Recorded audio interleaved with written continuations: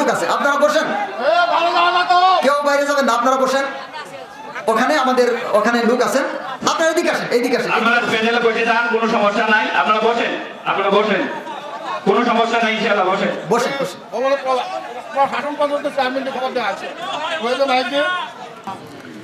তো সম্মানিত মুসলমান ভাই বন্ধুগণ, আপনারা সবাই কেমন আছেন? গত বছর আপনাদের সাথে সাক্ষাৎ হয়েছিল, এইবার নিয়ে মনে হয় আমি 3 বার আসলাম আপনাদের কাছে, আপনাদের সামনে। গত বছর আপনারা অনেকেই ছিলেন, আবার অনেকেই ছিলেন না।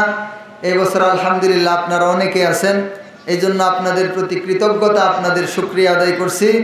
আশা করি আপনারা শেষ পর্যন্ত বসবেন, আমরা একে অন্যকে দোয়া করে আমরা দোয়া নিয়ে এখান থেকে যাব ইনশাআল্লাহ। মহান মালিক তৌফিক দান করেন। আমি আপনাদের সামনে একটা আয়াত তেলাওয়াত করেছি।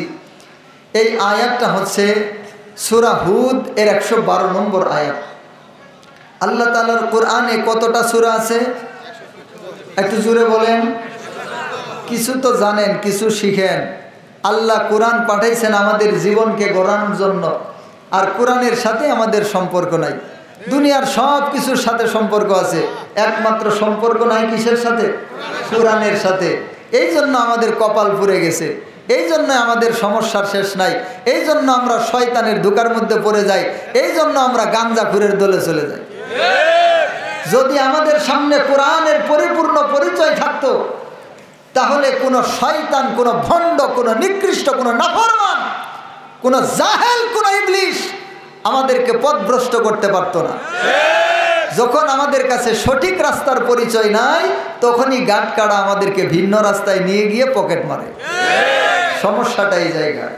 তো আল্লাহ সুবহানাহু ওয়া তাআলার কালামে পাকের মধ্যে 114টা সূরা আছে। আমি এই 114 নম্বর সূরার 11 নম্বর সূরার 112 নম্বর আয়াতটা তেলাওয়াত করেছি। একটু বুঝেন এই আয়াতটা কেমন আয়াত, এই আয়াতের আজমত এবং বরত্বটা কি। এই আয়াত সম্পর্কে শামাইলে তিরমিজির 48 নম্বর একটা হাদিস বর্ণিত হয়েছে। শামাইলে তিরমিজি বর্ণনা করেছেন আবু জুহাইফা রাদিয়াল্লাহু তাআলা আনহু। হাদিসটা এসেছে শামাইলে তিরমিজিতে 48 নম্বর হাদিস। আবু জুহাইফা রাদিয়াল্লাহু তাআলা আনহু বর্ণনা করতেছেন,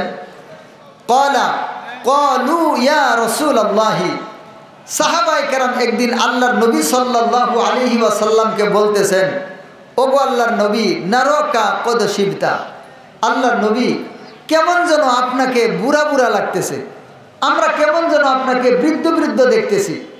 এর কারণ হইল আল্লাহ রসুল সাল্লাল্লাহু আলাইহি ওয়াসাল্লামের দাড়ি মুবারকে কয়েকটা চুল হালকা লাল হয়ে গেছিল। মানে চুল পাকার আগে লাল হয় না, আল্লাহর নবীর চুল এইরকম পাকার মতো লাল হয়ে গেছিল। তো সাহাবায়ে কেরাম আল্লাহর নবীর চেহারার মধ্যে বয়সের একটা ছাপ দেখতেছেন, যে আল্লাহর নবী যেন বুড়া হয়ে যাইতেছেন, আল্লাহর নবী যেন বৃদ্ধ হয়ে যাইতেছেন, এমন একটা ছাপ লক্ষ্য করতেছে। এই জন্য সাহাবায়ে কেরামরা আল্লাহর নবীর কাছে বলতেছেন, আচ্ছা সামনে একটু চেপে আসেন তো সবাই, আওয়াজ ছাড়া চেপে আসেন। যারা যদি কারো জরুরতের দরকার পড়ে এখন যান, জরুরত সেরে এসে বসেন। এই মাঝখানে যে উঠাউঠি করবেন এটা যেন না হয়। যাদের জরুরত সারার দরকার আছে জরুরত সেরে এসে বসেন, আর জরুরত সারার যাদের আপাতত দরকার নাই তারা এগিয়ে বসেন। আসেন সবাই একটু সামনে আসেন। লা ইলাহা ইল্লাল্লাহ। যারা বসবেন তাদের জন্য শেষ পর্যন্ত দুয়ার আগ পর্যন্ত আর উঠা না লাগে, আর যাদের জরুরত সারা লাগবে ওরা জরুরত সেরে এসে বসুক। আসেন সবাই সামনে আসেন। কারো সামনে খালি জায়গা রাখবেন না। এই যে ভাইয়েরা, যুবক ভাইয়েরা, এই যে যুবক ভাইয়েরা আসেন সামনে। লা ইলাহা ইল্লাল্লাহ, লা ইলাহা ইল্লাল্লাহ। আসমানের মালিক যেই আল্লাহ, জমিনের মালিক সেই আল্লাহ, হায়াতের মালিক যেই আল্লাহ, মউতের মালিক সেই আল্লাহ। লা ইলাহা ইল্লাল্লাহ, লা ইলাহা ইল্লাল্লাহ। ওই যেখানে যারা আছেন আসেন, সবাই সামনে আসেন। যারা জরুরত সেরে আসবে তারা পিছনে বসবে। আপনারা সবাই সামনে আসেন।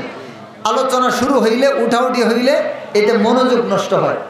এবং একজন উঠে গেলে বাকিরা তার দিকে তাকায় থাকে, তাদেরও মনোযোগ নষ্ট হয়। যদি কারো না শোনার দরকার পড়ে হ্যাঁ গিয়ে ঘুমান, তারপর আরেকজনের আলোচনা শোনা নষ্ট করা এটা উচিত নয়।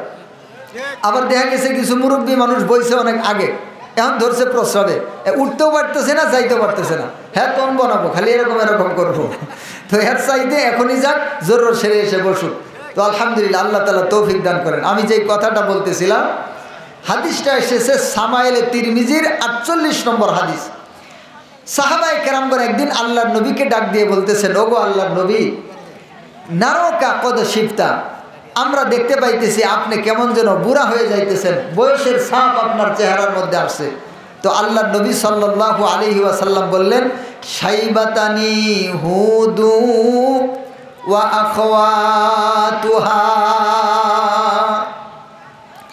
ও আমার সাহাবীরা শুনো রে, আমি নবী বয়সের কারণে বুড়া হই না, আমি নবীর চেহারার মধ্যে তোমরা বয়সের ছাপ দেখতেছ রে সাহাবী। আমি নবী বয়সের কারণে, আমার চেহারার মধ্যে বয়সের কারণে আমার বেশি বয়স হয়ে গেছে, এই জন্য আমার চেহারার মধ্যে বয়সের ছাপ আসে নাই। বরং তোমরা একটু মনোযোগ দিয়ে শোনো, আমার চেহারার মধ্যে বয়সের ছাপ কেন এসেছে। ও আমার সাহাবীরা, আল্লাহ সুবহানাহু ওয়া তাআলা তার কালামে পাকের মধ্যে এমন কিছু সূরা নাজিল করে দিয়েছেন, যেই সূরাগুলা এত ভারপূর্ণ, যেই সূরাগুলা এত কঠিন সূরা, যেই সূরাগুলা এত ভারপূর্ণ সূরা, যেই সূরাগুলা এত কঠিন সূরা, এই সূরার ভারগুলা আমার উপরে এসে আমার চেহারার মধ্যে বয়সের ছাপ এসে গেছে। আল্লাহর নবী সাল্লাল্লাহু আলাইহি ওয়াসাল্লাম বলে দিলেন, কদ শাইবাতানি হুদু ওয়া আখওয়াতুহা। সূরা হুদ এবং এর মতো আরো কিছু সূরা আল্লাহ তাআলা কোরআনের মধ্যে নাজিল করেছেন। আর এই সমস্ত সূরাগুলা এত ভারী সূরা, এত কঠিন সূরা, এরকম কঠিন সূরা যেগুলা আমি নবীর উপর নাজিল হওয়ার পর ওই সমস্ত সূরার হুকুম আহকামগুলা আমি নবীর কাছে এত ভারপূর্ণ মনে হইতেছে যে আমি নবী বৃদ্ধ হয়ে যাইতেছি। তাফসীরে কুরতুবী 10 নম্বর খণ্ড 98 নম্বর পৃষ্ঠার মধ্যে ইমাম কুরতুবী রহমতুল্লাহি আলাইহি লিখতেছেন, আল্লাহর নবী সাল্লাল্লাহু আলাইহি ওয়াসাল্লাম যে বললেন, কদ শাইবাতানি হুদ ওয়া আখওয়াতুহা, সূরা হুদ এবং তার মতো আরো কিছু সূরা আমাকে বৃদ্ধ করে দিয়েছে।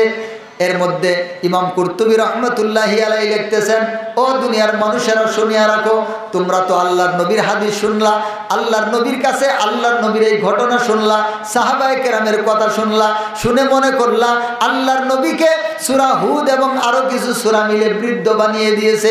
ও দুনিয়ার মানুষ, শুনে নাও, বুঝে নাও, জেনে নাও, আল্লাহর নবীকে সূরা হুদের কোন আয়াতটা বৃদ্ধ বানিয়ে দিয়েছে।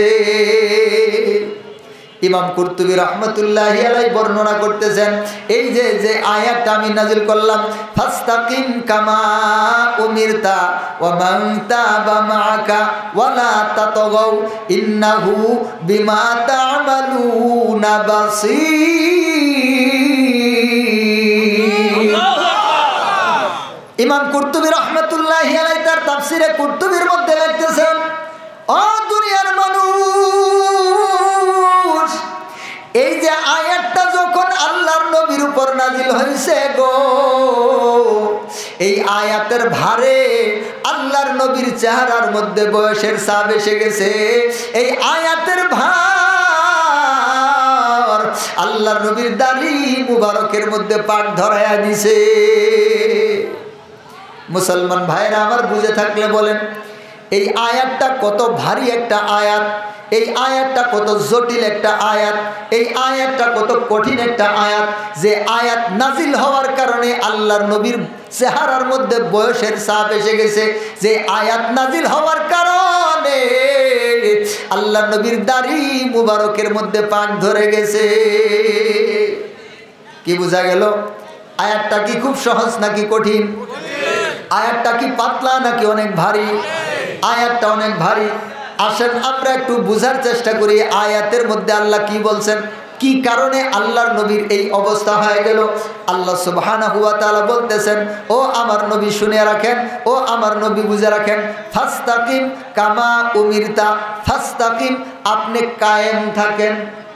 মনোযোগ, ফাস্তাকিম আপনি কায়েম থাকেন, ফাস্তাকিম আপনি কায়েম থাকেন, কামা উমিরতা যেই রকম ভাবে আপনাকে নির্দেশ দেওয়া হয়েছে, যেই রকম ভাবে আপনাকে আদেশ দেওয়া হয়েছে। মনোযোগ, আমার দিক মনোযোগ। আল্লাহ সুবহানাহু ওয়া তাআলা আল্লাহর নবীকে ডাক দিয়ে বলতেছেন, নবী গো, ও নবী, ফাস্তাকিম আপনি কায়েম থাকেন, ফাস্তাকিম আপনি দায়েম থাকেন, ফাস্তাকিম আপনি অটল থাকেন, কামা উমিরতা যেই রকম ভাবে আপনাকে আদেশ করা হয়েছে, যেই বিষয়ে আপনাকে আদেশ করা হয়েছে। ও দুনিয়ার মুসলমান, কোন মালিক যখন কোন গোলামকে, দুনিয়ার মধ্যেই দেখেন আপনি একটু তাকায়া, কোন মালিক যখন কোন তার গোলামকে বলে, এ গোলাম তুমি এই রকম করো, এইটা এরকম করো, তখন গোলামের অন্তরের মধ্যে একটা ভয় এসে যায়, না জানি কোন উল্টাপাল্টা হয়ে যায়। যদি সামান্য এদিক সেদিক হয়ে যায় তাহলে মালিক তো আমার উপর বেজার হয়ে যাবে, মালিক আমার উপর বেজার হয়ে গেলে আমার সমস্যা হয়ে যাবে। কথা কোন ঠিক কিনা? মুসলমান ভাইরা আমার, অফিস আদালতের মধ্যে যেই সমস্ত মানুষেরা কাজকর্ম করে থাকে, এই সমস্ত মানুষেরা তার বসের হুকুমের দিকে তাকায় থাকে। মনে করেন বস একটা ফাইল তাকে দিছে, দিয়ে বলছে এই ফাইলের কাজটা তুমি সম্পূর্ণ করবা। এবার এই কাজের মধ্যে যেন কোনো প্রকার সমস্যা না হয়, এবার ওই কর্মচারী ব্যক্তি বসের হুকুমটা পালন করার জন্য তার উপরে যেন একটা ভারী কাজ এসে যায়, যেন একটা বোঝা চেপে গেল। যতক্ষণ পর্যন্ত পরিপূর্ণভাবে আদায় না করতে পারে ততক্ষণ পর্যন্ত তার অন্তরের মধ্যে একটা ভয় থেকে যায়। কথা কোন ঠিক কিনা? আর এই আয়াতের মধ্যে আল্লাহ সুবহানাহু ওয়া তাআলা আহকামুল হাকিমিন রব্বুল আলামিন, যিনি সমস্ত সৃষ্টির স্রষ্টা, যিনি সব কিছুর মালিক, যিনি রব্বুল আলামিন, যিনি আহকামুল হাকিমিন, ওই আল্লাহ স্বয়ং তার বন্ধু, স্বয়ং তার বন্ধুকে হুকুম দিতেছে, ও আমার নবী ফাস্তাকিম আপনি অটল থাকেন। এই যে আল্লাহ বলছেন আপনি অটল থাকেন, ও মুসলমান এই জায়গার মধ্যে একটা বিষয় আছে। আল্লাহ তাআলা হুকুম করছেন, আল্লাহ স্রষ্টা, আর আল্লাহর নবীকে হুকুম করছেন আল্লাহ সৃষ্টি। আল্লাহ মালিক, আমাদের কলিজার টুকরা নবী হচ্ছে তার বান্দা, এই জন্য তার অন্তরের মধ্যে ভয় আছে, এটা ঠিক। তবে এইখানে শুধু এই বিষয়টাই না, এখানে বিষয় আরেকটা আছে। কারণ আল্লাহর জমিনের মধ্যে আল্লাহ যত মানুষ সৃষ্টি করেছেন সবচাইতে মুহাব্বতের পেয়ারা মানুষ হচ্ছে আল্লাহর কাছে আমাদের কলিজার টুকরা নবী। কথা কোন ঠিক কিনা? এই জন্য ও মুসলমান, একটা হচ্ছে দায়িত্ব, আরেকটা হচ্ছে বন্ধুত্ব। একটা হচ্ছে দায়িত্ব, আরেকটা হচ্ছে বন্ধুত্ব। আল্লাহর নবীর কাছে দুইটা জিনিস এসে গেছে। এক নম্বর, আল্লাহ তাআলা হুকুম করছেন মালিক হিসেবে, এই জন্য গোলাম হিসেবে আল্লাহর নবীর পালন করা জরুরি। আবার আরেকটা বিষয় হচ্ছে মালিক তার বন্ধু, আর তিনি মালিকের বন্ধু। এবার বন্ধু যখন বন্ধুকে হুকুম দেয়, বন্ধু যখন বন্ধুকে একটা কাজের কথা বলে, তখন বন্ধুর কাছে দায়িত্ব আরো বেশি বেড়ে যায়। কথা কোন ঠিক কিনা? এই জন্য আল্লাহর নবীর কাছে আয়াতটা ভারী হয়ে গেছে। কয় কারণ? কথা কি বুঝতেছেন? আরেকটু জোরে বলেন, কয় কারণ? দুই কারণে আয়াতটা আল্লাহর নবীর কাছে ভারী হয়ে গেছে। আর আল্লাহ তাআলা হুকুমটা কি করছেন? আল্লাহ তাআলা হুকুম করছেন ফাস্তাকিম আপনি অটল থাকেন, আপনি অটল থাকেন। কামা ফাস্তাকিম কমা, ও আমার নবী আপনি এমনভাবে দাঁড়ায় থাকেন, ফাস্তাকিম এমন একটা শব্দ যে কোনো দিকে ঝুঁকা ছাড়া, এদিক সেদিক ঝুঁকা ছাড়া পরিপূর্ণভাবে সোজা হয়ে দাঁড়িয়ে থাকাকে ইস্তেকামত বলা হয়। পরিপূর্ণ কোনো দিকে না ঝুঁকে সরাসরি সোজাভাবে দাঁড়িয়ে থাকাকে ইস্তেকামত বলা হয়। আর আল্লাহ তাআলা ওই হুকুমটাই করেছেন।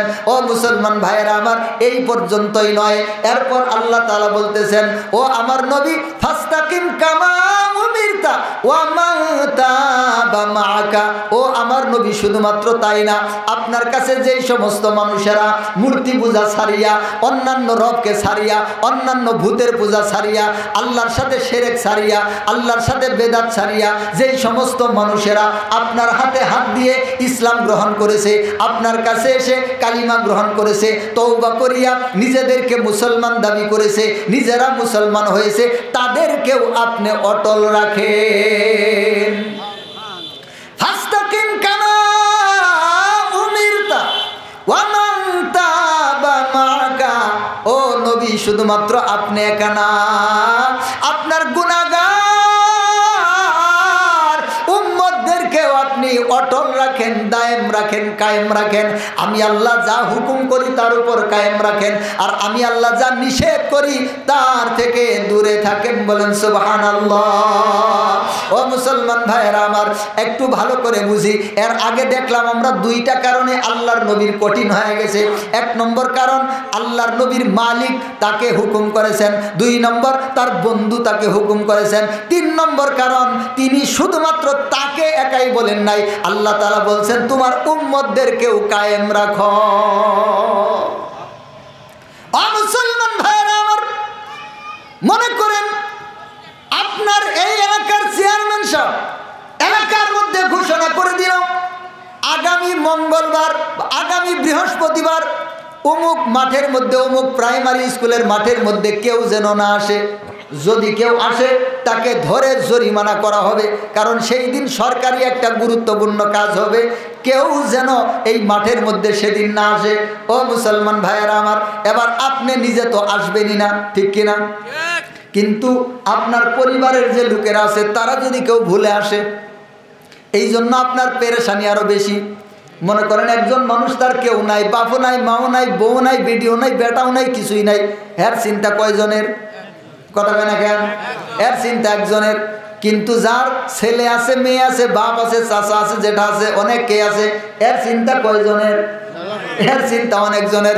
ও উম্মতের দল, আল্লাহ নবী উম্মতের জন্য এত দেওয়ানা, আল্লাহর নবী উম্মতের জন্য এত মেহেরবান, আল্লাহর নবী উম্মতের জন্য এত দরদি।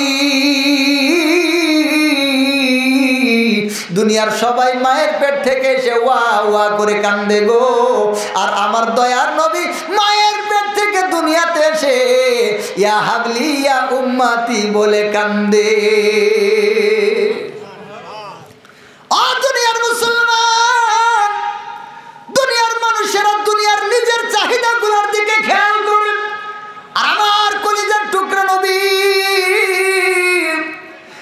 তার নিজের ভালো মন্দর দিকে, তার নিজের আরাম আয়েশের দিকে খেয়াল করে না, উম্মতের দিকে খেয়াল করে থাকে গো। মক্কার মধ্যে আল্লাহর নবী ইসলামের দাওয়াত দেওয়া শুরু করলেন। মক্কার কাফেরেরা আল্লাহর নবীকে মারার জন্য ব্যবস্থা করলো, আল্লাহর নবীকে মারার জন্য তারা মিটিং করা শুরু করে দিল। আল্লাহর নবী মক্কার কাফেরদের মার খেয়ে মক্কার কাফেরদের কাছে আতিষ্ঠ হয়ে আল্লাহর নবী চিন্তা করলেন, আমি যদি তায়েফের দিকে যাই, তায়েফবাসীরা যদি আমার ইসলামকে গ্রহণ করে নেয়, তাহলে হয়তো আমার বিজয় আসবে, আল্লাহ তাআলা দিনকে বিজয় দান করবেন, তখন মক্কাবাসীরাও আস্তে আস্তে ইসলাম গ্রহণ করবে। আল্লাহর নবী উম্মতের মায়ায় পরে তায়েফের ময়দানে গেলেন। আপনারা ঘটনা জানেন, তায়েফবাসীরা আল্লাহর নবীকে কিছু ছেলে পেলে ধরায় দিল, দুষ্ট পোলাপান ধরায় দিল।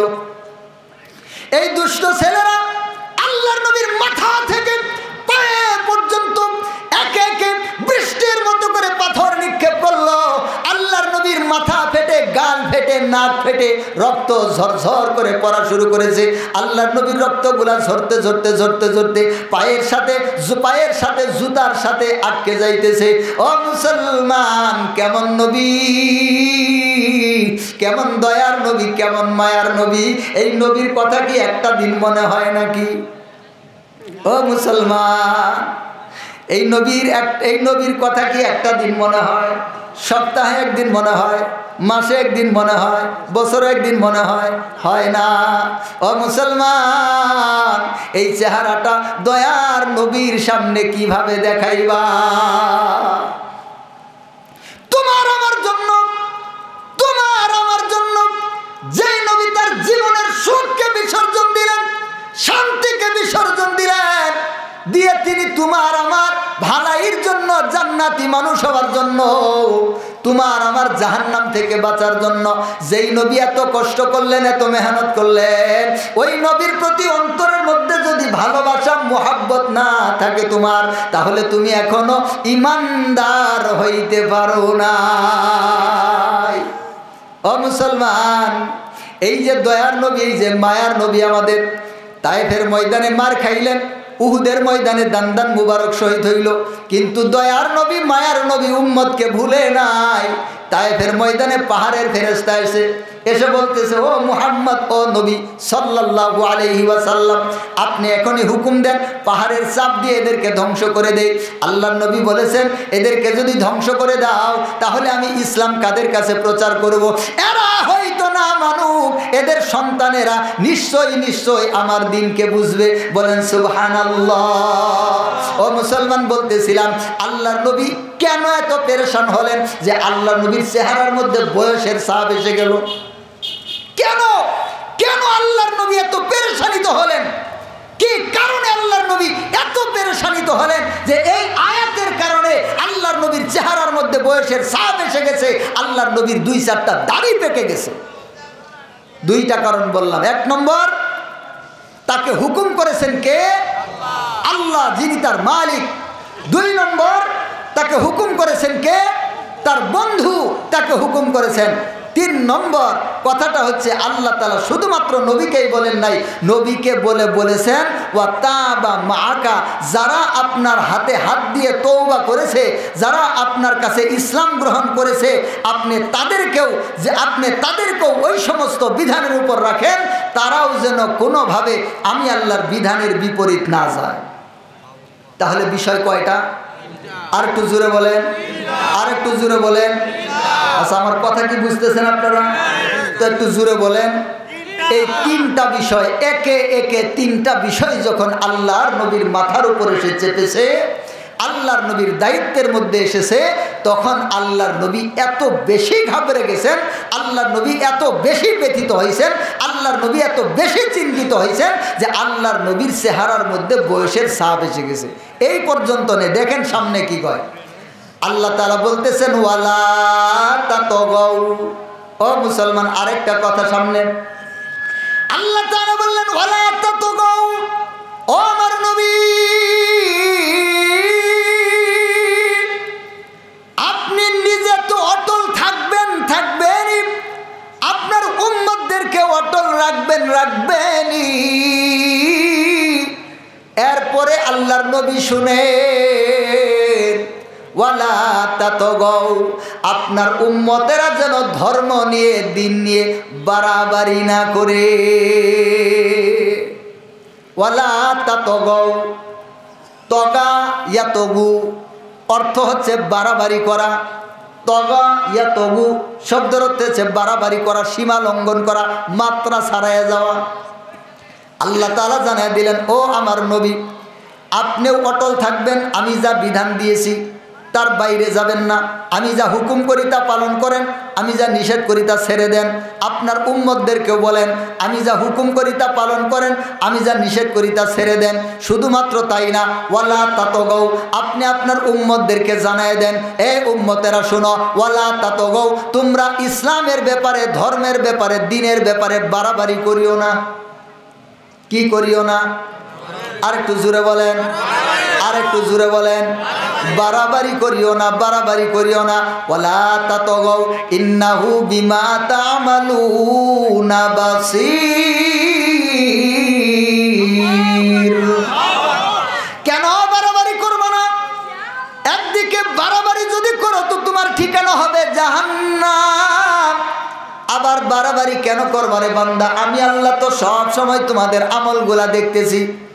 তোমরা কোন আমল করতেছ, কেমনে আমল করতেছ, কোন কাজ করতেছ, কোন কাজ না করতেছ, আমাদের প্রত্যেকটা কাজ দেখেন কে? আর একটু জুড়ে বলেন। আল্লাহর নাম নিতে লজ্জা লাগেনি? তো জুড়ে বলেন না কেন? আমাদের সমস্ত আমলগুলা দেখেন কে?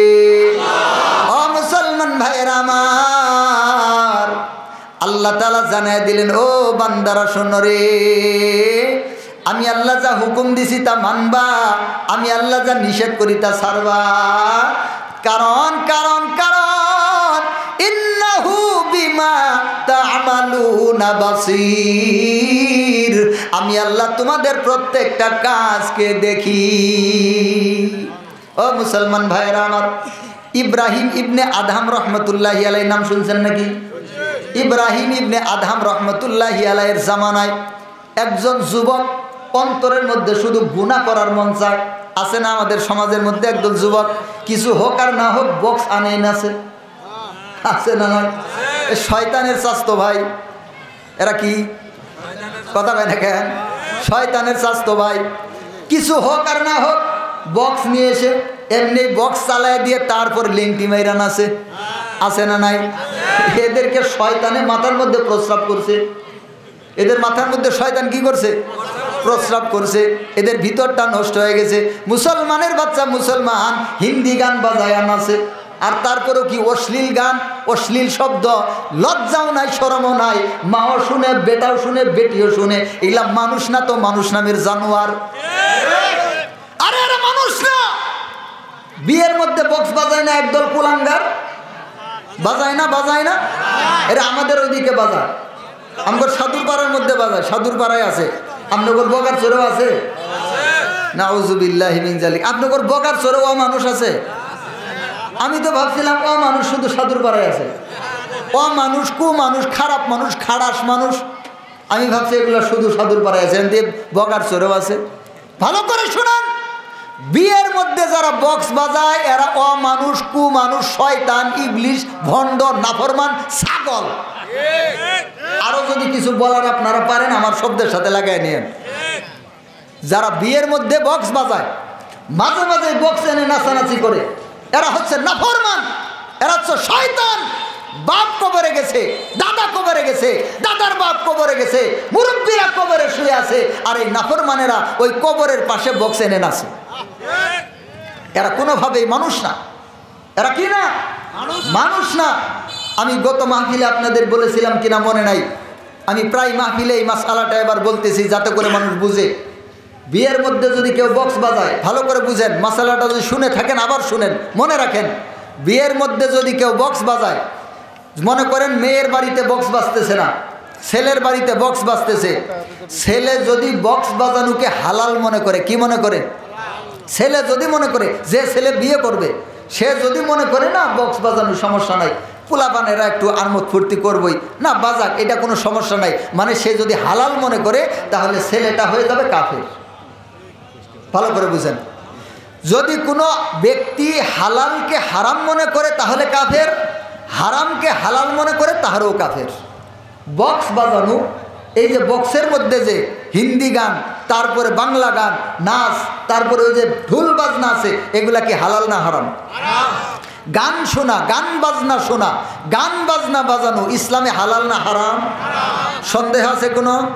তো জুড়ে বলেন না যে, আর একটু জুড়ে বলেন। গান বাজনা বাজানো এবং শোনা কি হারাম? এবার যদি ওই ছেলে, যে ছেলে বিয়ে করবে, সে যদি মনে করে না এটা সমস্যা নাই, বাজানো যায়, তাহলে ছেলেটা গান বাজনাকে হালাল মনে করলো, আর হারামকে হালাল মনে করলে সে কাফের হয়ে গেল। ঈমান ভঙ্গের বড় বড় 10টা কারণ আছে।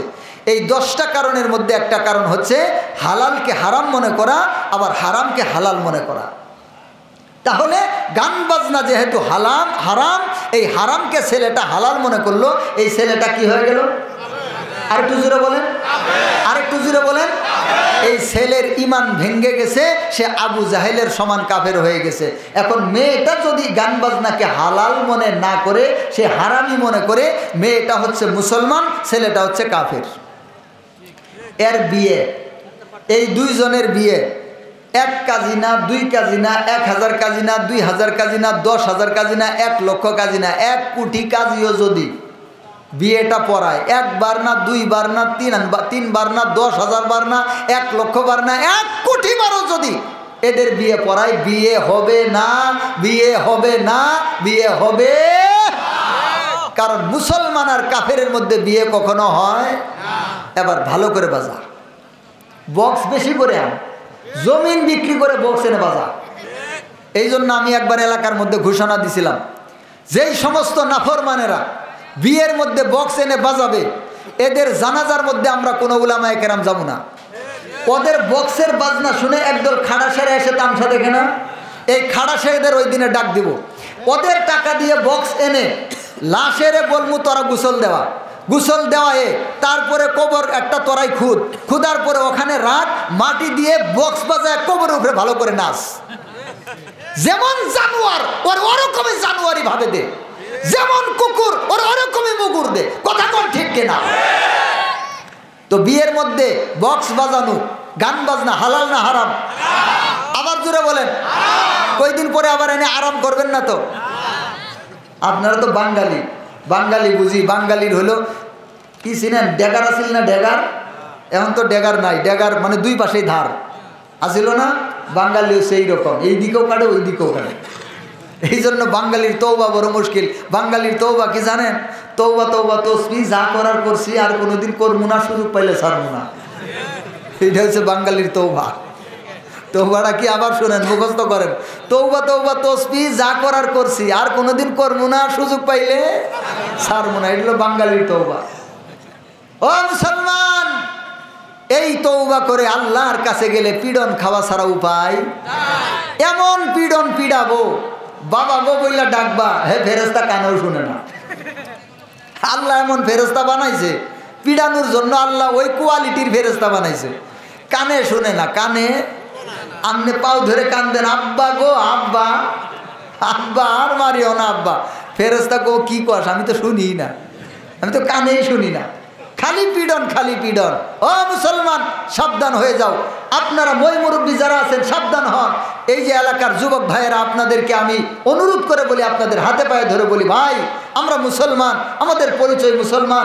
কে কখন কবরে চলে যাবে এর কোনো প্রকার গ্যারান্টি নাই। ভাই এই সমস্ত হারাম কাজের দিকে যাবেন না। যারা মাঝে মাঝে বক্স এনে এলাকার মধ্যে বাজান, আমি হাতে পায়ে ধরে বলি আপনারা এগুলা করবেন না ইনশাআল্লাহ। দেখি একটু হাত তুলেন তো আমার সাথে যুবক ভাইরা, বিশেষ করে যুবক ভাইরা।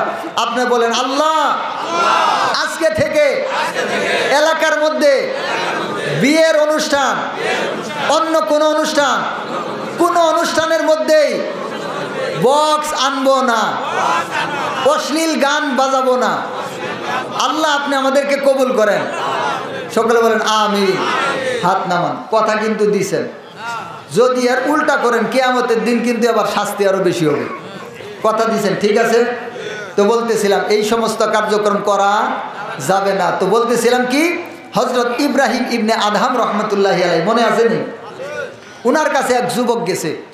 যুবক বয়স তো গরম বয়স, যুবক বয়সে কিন্তু গুনাহ করার প্রতি খুব চাহিদা থাকে, ঠিক কিনা? বুড়ারা তো কিছুক্ষণের মধ্যে খলখল করে কেসে ঘুমিয়ে যায়, আর যুবকদের ঘুম ধরে না, ঘুম ধরে না, খালি চায় থাকে, খালি চায় থাকে। কোন দিকে যে চায় থাকে, ওই যে মুরব্বী কইতেছে কখন আইব। আচ্ছা, ওইটা আমি কই নাই, কিন্তু মুরব্বী কইছে। তো যুবকরা খালি চায় থাকে, খালি চায় থাকে, ঘুম আসে না। তো এই রকম যুবকদের গুনার প্রতি একটা আকৃষ্ট হয়। কারণ হচ্ছে সাহাবায়ে কেরামরাও যুবক ছিলেন, তাবেঈন তাবেঈন তাবে তাবেঈন তারাও যুবক ছিলেন, হযরত আলী যুবক ছিলেন। দেখেন আল্লাহর দ্বীনের প্রতি তারা আশিক ছিলেন। সময় পাইলেই নামাজের দ্বারায় যাইতেন, সময় পাইলে মসজিদে যাইতেন, মসজিদে গিয়ে নামাজে দাঁড়ায় যাইতেন, কোরআন তেলাওয়াতে দাঁড়ায় যাইতেন, তারপরে সর্বদা জিকির আজকারে থাকতেন। কিন্তু আমগর যুবকদের তো আজকে হাওয়া উল্টা দিকে চলতেছে। আমাদের স্কুল কলেজগুলো নষ্ট করে ফেলতেছে, গান বাজনা দিয়ে ভরায় ফেলতেছে। তো এরা ভালো হবে কই থেকে? হুজুরের ওয়াজ শুনে আধা ঘন্টা ওয়াজ শুনে কয় না ভালো হয়ে গেলাম গা, আর খারাপই করবো না। এখান থেকে যাওয়ার পরে যখন দেহে খালা আম্মা যাইতেছে, ওই এই হুজুরের কথা সব পল্লায় থুয়ে দে, আছে না নাই? ওই যে কলার পাতা আছে না, সারা রাতে ভিজে, যখন সূর্য উঠে 5 মিনিটেই শুকায়। তো এই যে আমাদের যুবক ভাইদের অবস্থা হয়েছে এরকম, হুজুরের ওয়াজ শুনে কলা পাতা ভিজে, বাড়ি বাইরে গিয়ে যখন দেখে ওই যে, তখনই সব শেষ, ওয়াজ সব পল্লায় ফেলাই দিছে। বা এরকম করিয়েন না। যুবক বয়সের ইবাদত মহান মালিকের কাছে এত দামি, এত দামি।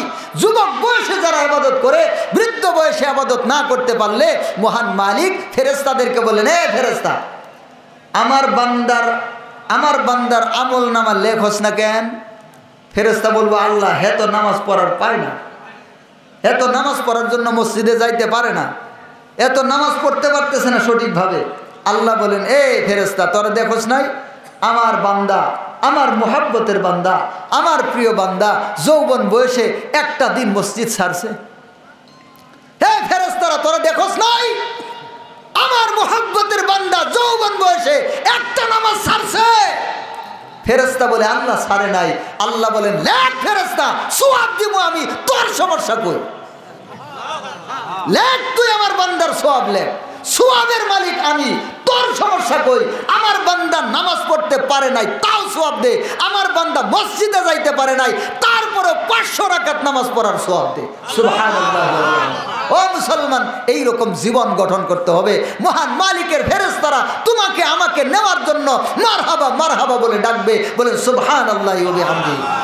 বলতেছিলাম, এক যুবক ইব্রাহিম ইবনে আদহাম রহমতুল্লাহ আলাইহির কাছে গেছে, গিয়ে বলতেছে, ও আল্লাহর বন্ধু, আল্লাহর ওলি, আমি আপনার কাছে একটা কথা বলতে চাই। বলে, হ্যাঁ বলো। বলতেছে, আমার শুধু গুনাহ করা মন চায়। কি করা মন চায়? আর একটু জোরে বলেন, আর একটু জোরে বলেন। যুবক বলতেছে ইব্রাহিম ইবনে আদহাম রহমতুল্লাহ আলাইহির কাছে, আমার শুধু গুনাহ করা মন চায়। তো ইব্রাহিম ইবনে আদহাম রহমতুল্লাহ আলাইহি বলেন যে, ঠিক আছে, তুমি গুনাহ করতে পারো, তবে 5টা শর্ত আছে। কয়টা? আর একটু জোরে বলেন। তুমি গুনাহ করো, গুনাহ করতে পারো, সমস্যা নেই, তবে 5টা শর্ত। 1 নম্বর শর্ত, তুমি গুনাহ করবা এমন জায়গায় যেন মালিক তোমাকে না দেখে। কোথায় গুনাহ করবা? এমন জায়গায় গুনাহ করবি যেন মালিক তোকে না দেখে।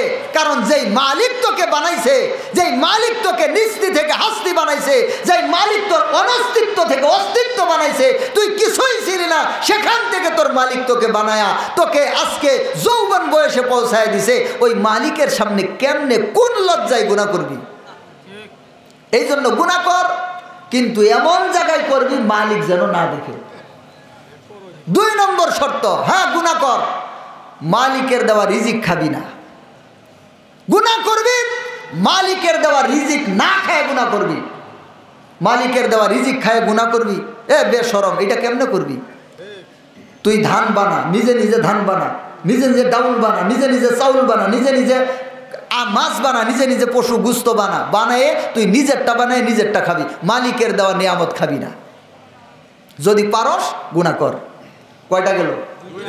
3 নম্বর বলছে, গুনাহ করবি, মালিকের রাজত্বের মধ্যে করতে পারবি না। দুনিয়ার মালিকের রাজত্ব যত দূর আছে, মালিকের ভূমণ্ডল যত দূর আছে, এর ভিতরে গুনাহ করতে পারবি না। এর বাইরে গিয়ে গুনাহ কর। মালিকের বানানো রাজত্বের মধ্যে গুনাহ করবি, মালিকের সাথে নাফরমানি করবি, এটা তো বেশরমি হয়, এটা করা যাবে না। তুই মালিকের রাজত্বের বাইরে গিয়ে গুনাহ কর। কয়টা গেল? 4 নম্বর বলছে, দেখ আজরাইল কিন্তু একদিন আসবো, আজরাইল কিন্তু ধরে নিয়ে যাব। তো তুই গুনাহ কর, ঠিক আছে, তবে আজরাইলের সাথে চুক্তি কর, আজরাইল যেন তোরে না নিয়ে যায়। কয়টা গেল? 5 নম্বর, তুই গুনাহ কর, ঠিক আছে, মহান মালিক কিন্তু বিচারের কাঠগড়া বসাবো, মিজানের দাড়িপাল্লা। ওই মিজানের দাড়িপাল্লা এমন কিছু তুই কর যে মিজানের দাড়িপাল্লায় তোরে না যাওয়া লাগে। এমন কিছু ক্ষমতা তুই অর্জন কর, এমন কিছু কর মিজানের দাড়িপাল্লার সামনে তোর যেন না যাওয়া লাগে, তাহলে গুনাহ কর।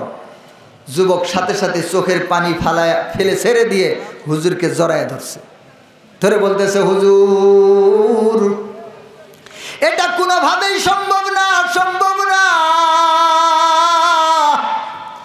মালিককে ছাড়া কোন জায়গায় গিয়ে আমি গুনাহ করব যেখানে মালিক দেখবো না, এরকম কোনো জায়গা দুনিয়াতে নাই। মালিকের রিজিক ছাড়া আর কোনো রিজিক নাই, মালিকের রাজত্ব ছাড়া আর কোনো রাজত্ব নাই। আর আজরাইলের সাথে কোনোভাবে চুক্তি করা সম্ভব না, আজরাইল কোনো ঘুষের লেনদেন করে না। আর আল্লাহর কাছে, মালিকের কাছে বিচার থেকে বাঁচার সুযোগ নাই। হাসরের ময়দানে সবাইকে একত্রিত হওয়া লাগবে। এবার ইব্রাহিম ইবনে আদম কয়, যদি বুঝে থাকস তাহলে গুনাহকে ছেড়ে দে। ও মুসলমান, পারবেন গুনাহ করতে? পারবেন 5টা শর্ত মানতে? যদি পারেন গুনাহ করেন, কত করতে পারেন? ও মুসলমান ভাইয়েরা আমার, বলতেছিলাম আল্লাহর নবী সাল্লাল্লাহু আলাইহি ওয়াসাল্লাম এই একটা আয়াত নাজিল হওয়ার পর আল্লাহর নবী যেন বৃদ্ধ হয়ে গেলেন। আল্লাহর নবী এত ব্যথিত হলেন, আল্লাহর নবী এত বেশি পেরেশানিত হলেন। কারণ কি? 1 নম্বর কারণ, আল্লাহ তাআলা আল্লাহর নবীকে তার মালিক হুকুম করছে। 2 নম্বর কারণ, তার বন্ধু হুকুম করছে। 3 নম্বর কারণ, তার উম্মতদেরকেও আল্লাহর নবীর সাথে হুকুম করছে। আর 4 নম্বর বলছে, ইন্নাহু বিমা তা'মালুনা বাসীর, আর আমি আল্লাহ সব সময় তোদের আমলগুলা দেখি। ও মুসলমান ভাইরা আমার, এই বিষয়গুলোর কারণে আল্লাহর নবীর কাছে আয়াতটা বড় কঠিন। আল্লাহর নবীর কাছে আয়াতটা বড় কঠিন হয়ে গেছে।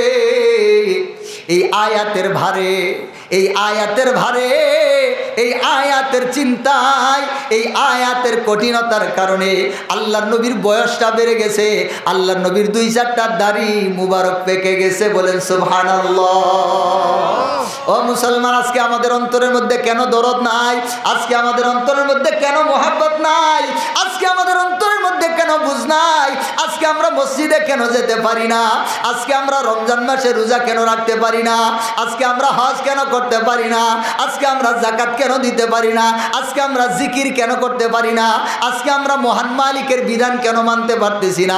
এর বড় কারণ হচ্ছে আমরা আল্লাহর কোরআন রসুলের সুন্নাহকে চিনি না। ও মুসলমান ভাইরা আমার, এখানে একটু লক্ষ্য করে দেখেন আয়াতটা কত জটিল, আয়াতটা কেমন হিকমতপূর্ণ একটা আয়াত। আবার একটু বুঝেন ভালো করে। আল্লাহ তাআলা বললেন, ফাস্তাকিম কামা উমিরতা, কামা উমিরতা, কামা উমিরতা। হাজিরের সিগা, একজনকে শুধুমাত্র আল্লাহর নবী বুঝাইলেন। আল্লাহ তাআলা শুধু আল্লাহর নবীকে বুঝাইলেন। কিন্তু যখন বললেন ওয়ালা তাতগাউ, এই জায়গার মধ্যে আল্লাহ তাআলা একক বলেন নাই, জমা করে বলছেন, মানে বহু বচনে বলছেন।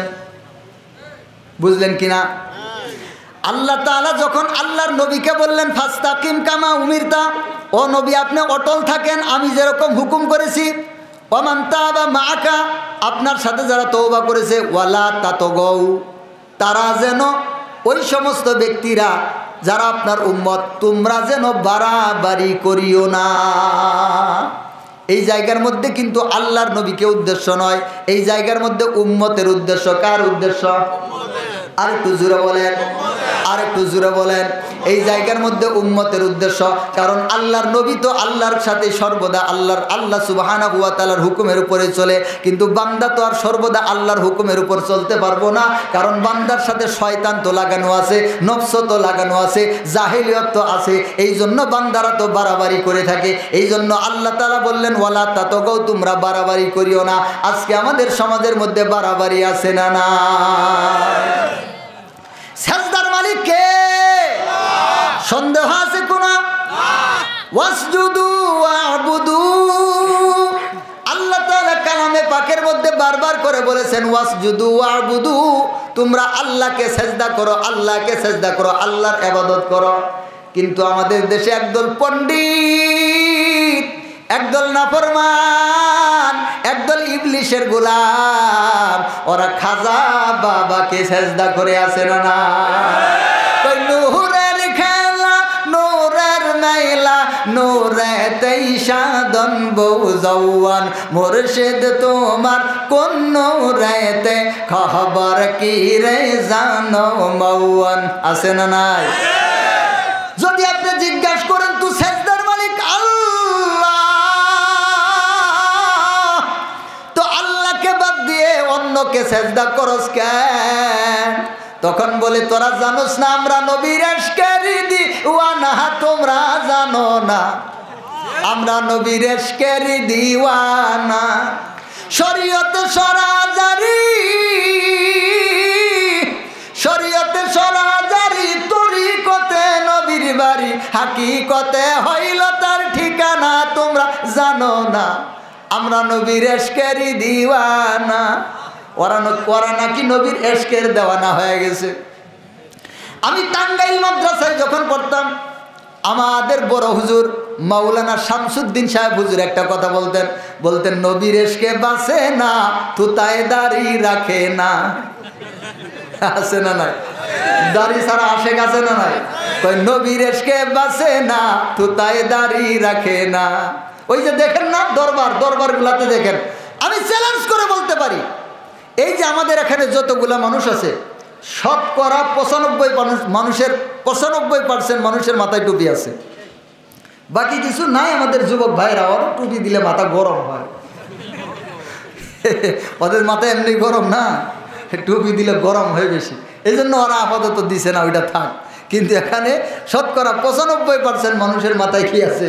টুপি আছে। আর ওই যে ভণ্ডগর দরবার আছে না, আমগো বাবার দরবারেতে কত গরু যায়, আছে না? নিশি রাইতে কারবা হাসি বাজে, বাঁশি বাজায় আমার কেল্লা বাবা, কি যে মজার বাঁশি বাজাইছে আল্লাহ, নিশি রাইতে কার বাঁশি বাজে। আচ্ছা, বাঁশি বাজানো হালাল না হারাম?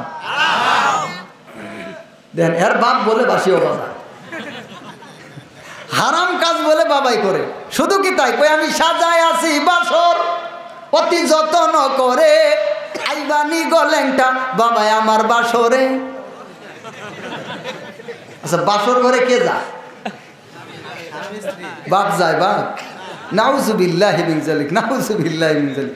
হ্যাঁ, কারণটাকে আমি সাজায় আছি বাসর অতি যত্ন করে, আইবানি গলেংটা বাবা আমার বাসরে। এই বাপের পড়ায় ডাকতেছে, এর কথা কয় না কেন?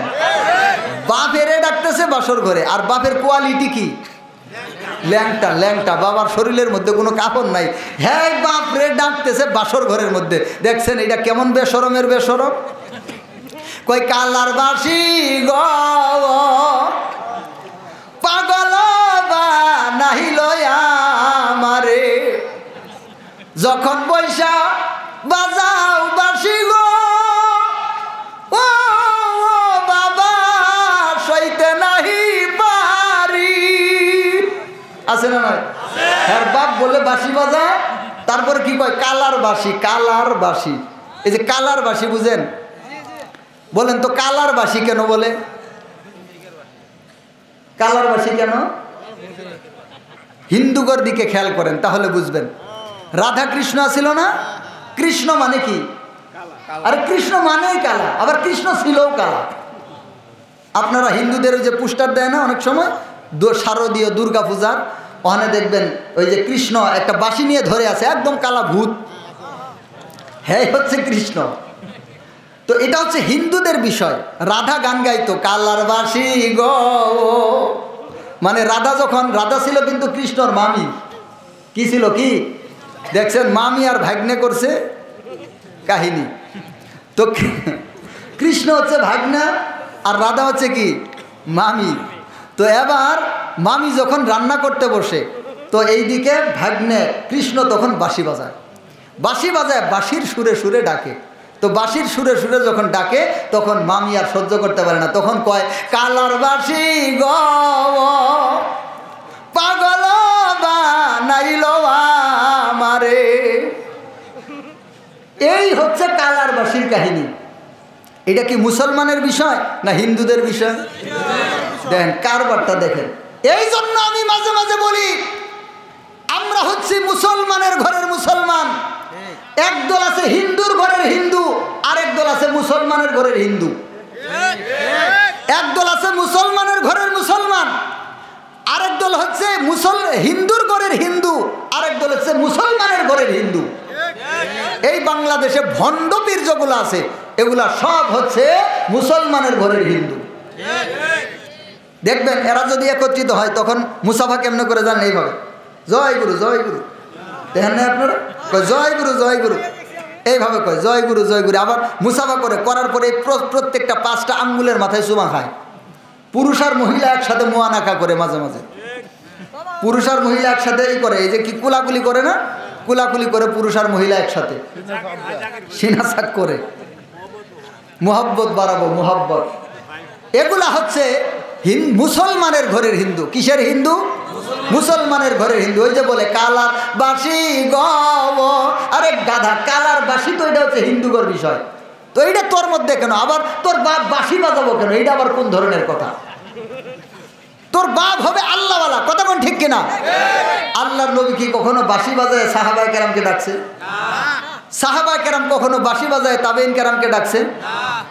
হযরত নাফে রহমতুল্লাহি আলাইহি থেকে বর্ণিত আছে, তিনি একদিন হযরত আলী রাদিয়াল্লাহু তাআলা আনহুর কাছে সাথে এক জায়গায় যাইতেছিলেন। হঠাৎ করে কোনো এক জায়গায় যাওয়ার সাথে সাথেই বাঁশির একটা আওয়াজ দূর থেকে কানে আসতেছে।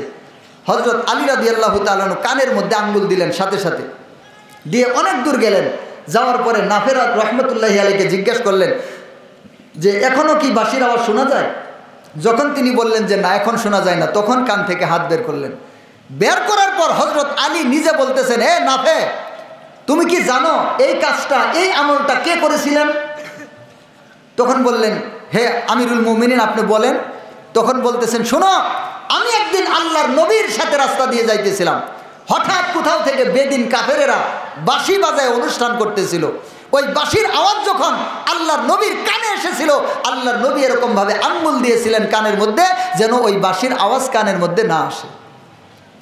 আর অনেক দূর যাওয়ার পরে আল্লাহর নবী আমি আলীকে জিজ্ঞাসা করেছিল, হে আলী, এখনো কি বাঁশির আওয়াজ শোনা যায়? আমি যখন বলছি ইয়া রাসূলুল্লাহ এখন শোনা যায় না, তখন আল্লাহর নবী কান থেকে হাত সরাইছেন। আর এরা বলে, এর বাপ বলে বাঁশি বাজায়। নিহিশিহির আইতে কার বাঁশি বাজে, আছে না নাই? এর বলে নিশিরাইতে তাও বাঁশি কখন বাজায়? নিশিরাইতে বাজায়। দেখেন তো, আচ্ছা এই যে নিশিরাইতে বাঁশি বাজানো, এই কাহিনীগুলা অবৈধ সম্পর্কের না? মনে করেন প্রক্রিয়া করবে, খারাপ সম্পর্ক যাদের, এখন তো সরাসরি বাড়ি গিয়ে যদি ডাক দেয় তাহলে ঠেঙ্গের গাঁট ভেঙে দিব না? এই জন্য দূর থেকে বাঁশি বাজায় যাতে করে হে জানে যে আমারে ডাকতেছে। তখন বাড়ির সবাই যখন ঘুমায় পড়বো একা একা দরজা খুলে হের সাথে সাক্ষাতে যাব। এগুলো হচ্ছে এই কাহিনী। কথা বুঝে নাই মনে হয়? এগুলো হচ্ছে এই কাহিনী।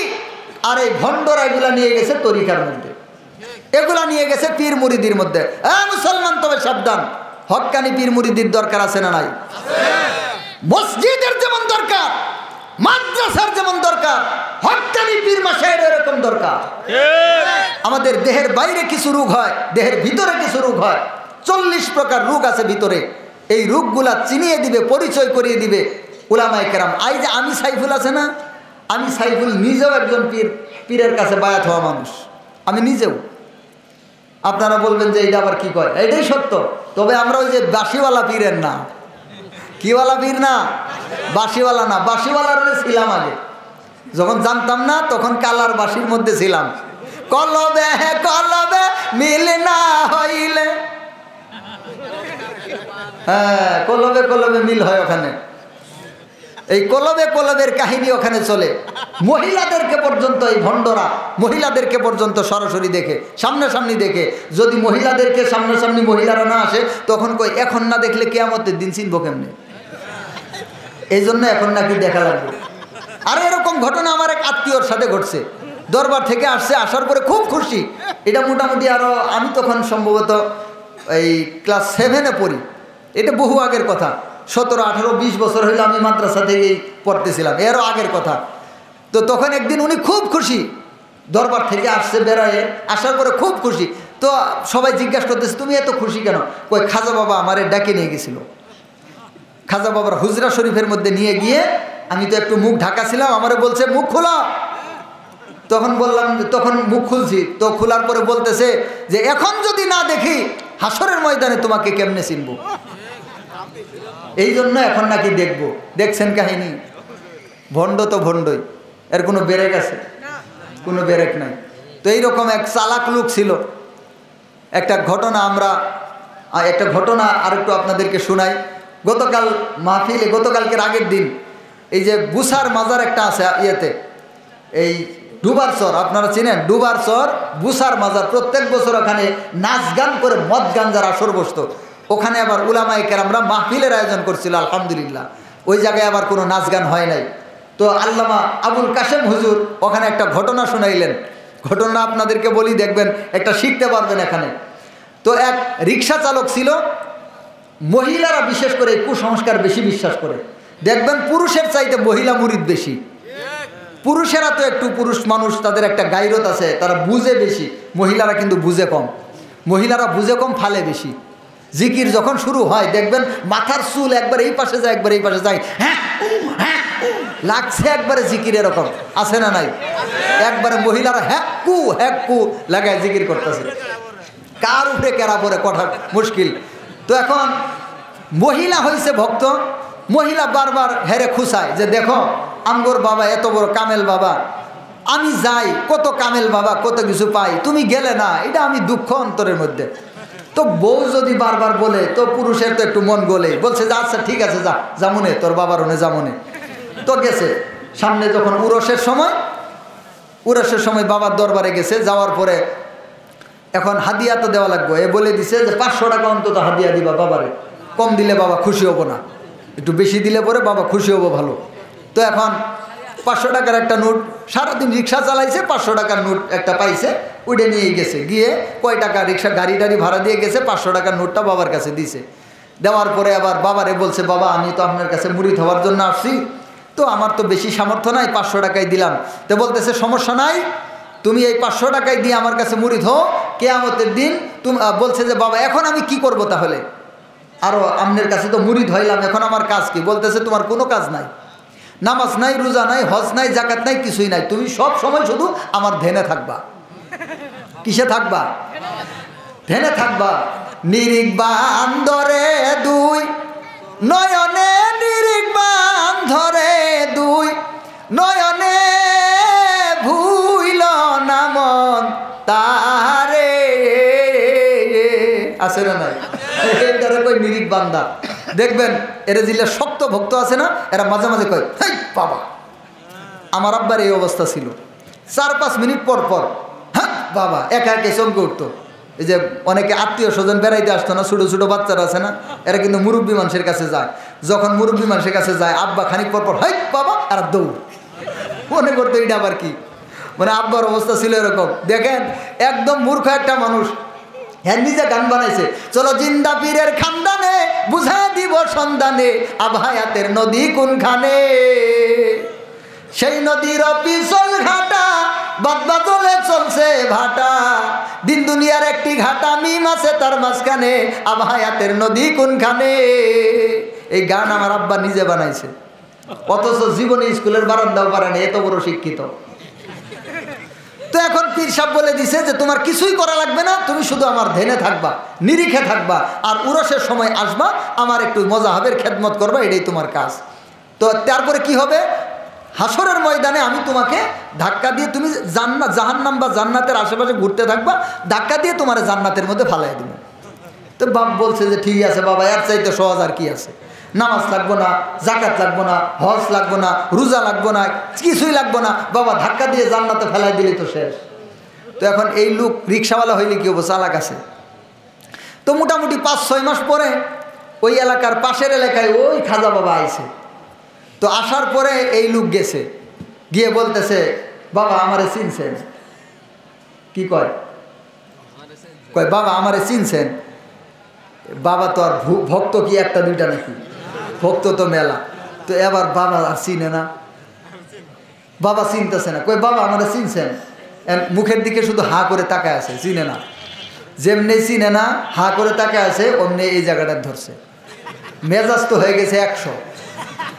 সারাদিন রিক্সার প্যান্ডেল ঘুরাইয়া 500 টাকা পাইছিলাম, 500 টাকাই করে দিছি। নামাজ জাকাত রোজা হজ কিছুই বলে করা লাগবে না, তুই আমারে ধাক্কা দিয়ে নিয়ে যাবি কিয়ামতের দিন, সেই দিন আমারে চিনবি। 5 মাস পরে চিনস না। কয় মাস হয়েছে? মাত্র 5 মাস হয়েছে, এরপরেই চিনস না, হাসরের ময়দানে চিনবি, এটা তো বহু দূরের কথা। এই জায়গার মধ্যে ধরছে, ধরে কয় 500 টাকা তাড়াতাড়ি ঘুরে আইতে, নইলে আমি কিন্তু এখানে যদি লোক জড়ো করি তোর কিন্তু জান নিয়ে যাইতে পারবি না। তো পরে 500 টাকা তাড়াতাড়ি ঘুরে দেয়। এইরকম বাংলাদেশে অসংখ্য ভণ্ড, নাফরমান, শয়তান, ইবলিশ ভরপুর। ও মুসলমান, হক্কানি পীরের জন্য শর্ত আছে।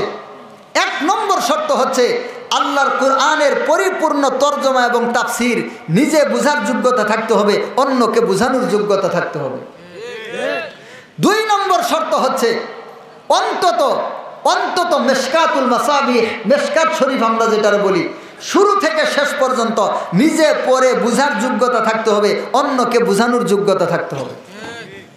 3 নম্বর হচ্ছে আহলে সুন্নাত ওয়াল জামাতের আকীদার মতো হতে হবে। এখন আহলে সুন্নাত ওয়াল জামাতের আকীদাটা কি? যেই ভণ্ড কোরআনও বুঝে না, হাদিসও বুঝে না, কোরআনও পড়ে নাই, হাদিসও বুঝে নাই, ও কি আহলে সুন্নাত ওয়াল জামাতের আকীদা চিনবো? ও আকীদা কি, আবার আকীদা কি, এটা খায় না পিন্দে, এটাই তো জানবো না। তো একদল ভণ্ড, একদল ছাগল, একদল মূর্খ, এরা গেছে আবার বাবার দরবারের ভক্ত হয়ে। এদেরকে যা কয় তাই ঠিক। বাবা যদি পাইদ্যা দেয় তাও বলে সুগন্ধ। বাবা পাইদ্যা দিলেও কি সুগন্ধ। আপনারা জানেন কি, বাবার বাড়িতে ভক্তর বাড়িতে বাবা আসে না, হাঁটতে দেয়, কয় জানেন? এই তো মুরব্বী বুঝছে, পাইলের মধ্যে হাঁটতে দেয়। বাবা হেনে হাগে, ওইটা নিয়ে কারাকারি বাজে, ওটা নিয়ে টাঙ্গায় হয়, ঘরের মধ্যে বরকত হবো। কি হবো ঘরের মধ্যে? কি হবো? বরকত হবো, গুনিয়ে পারাপারি। হাই রে জাহেল, হাই রে নাফরমান, হাই রে ভণ্ড, হাই রে নিকৃষ্ট। এরা বলে আবার মানুষ, এরা বলে আবার বাহাস করব। কি করব? বাহাস করব, বাহাস করব। বাহাস শব্দটা উচ্চারণ করতে পারবো না, এরা বলে কি করব? বাহাস করব। ও মুসলমান, আমরা কাউকে রাগান্বিত করার জন্য বা দুঃখ দেওয়ার জন্য বলতেছি না, হাকিকত বলতেছি। আমি নিজে এর ভুক্তভোগী ছিলাম। প্রত্যেক শুক্রবারে দুজার দরবারে যাইতাম। দুজার দরবারের অবস্থা কেরাসিন করে দিছে না, সবটাই পুড়ে দিছে না। এই ভণ্ডরা কয় কি, কয় আমরা যেখানেই যাই বাবা সবসময় দেখতাছে। এর মুরিদারা কি কয়, কয় আমরা যেখানেই থাকি, যেখানেই যাই, যাই করি, বাবা আমগর দেখতাছে, এরকম মনে করে। আর এই দুজার যারা ভক্ত আছে আপনারা দেখবেন, ওদেরকে যদি আপনি বলেন কেমন আছেন, তারা বলবে ইনশাআল্লাহ মালিকের দয়ায়। খেয়াল করছেন কি? আপনি যদি মনে, এখন যদি আমার কথাটা বিশ্বাসে যদি কমতি থাকে, আপনি আগামীকাল দুজার যে ভক্ত আছে, যে একটু শক্ত ভক্ত, ওর সাথে আগামীকাল দেখা করতে যাবেন। গিয়ে সর্বপ্রথম আপনি বলবেন ভাই কেমন আছেন, সে বলবে ইনশাআল্লাহ মালিকের দয়ায়। ইনশাআল্লাহ মালিকের দয়ায়। এই মালিক মানে কারে বোঝায় জানেন?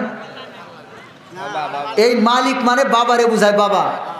আরে এটা কেন বলতেছি, আবার আপনি বলবেন যে হুজুর আপনি কইলেই হলো। এরে আমি নিজে বলতাম এক সময়, আমার আব্বা বলতো এক সময়, আমার পরিবারের মানুষরা, আমরা মালিক মানে খাজা বাবারে বলতাম। নিদান কালে পাই যেন তোমার দয়াল বাবা রে, নিদান কালে পাই যেন তোমারে।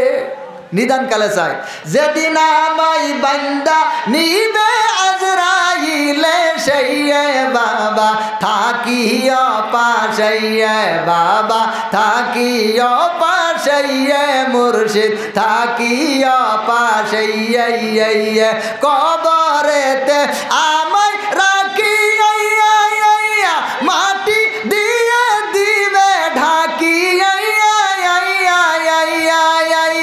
সেই দিন তুমি পাশে তাইকো বন্ধু রবে, সেই বাবা থাকিও পাশে।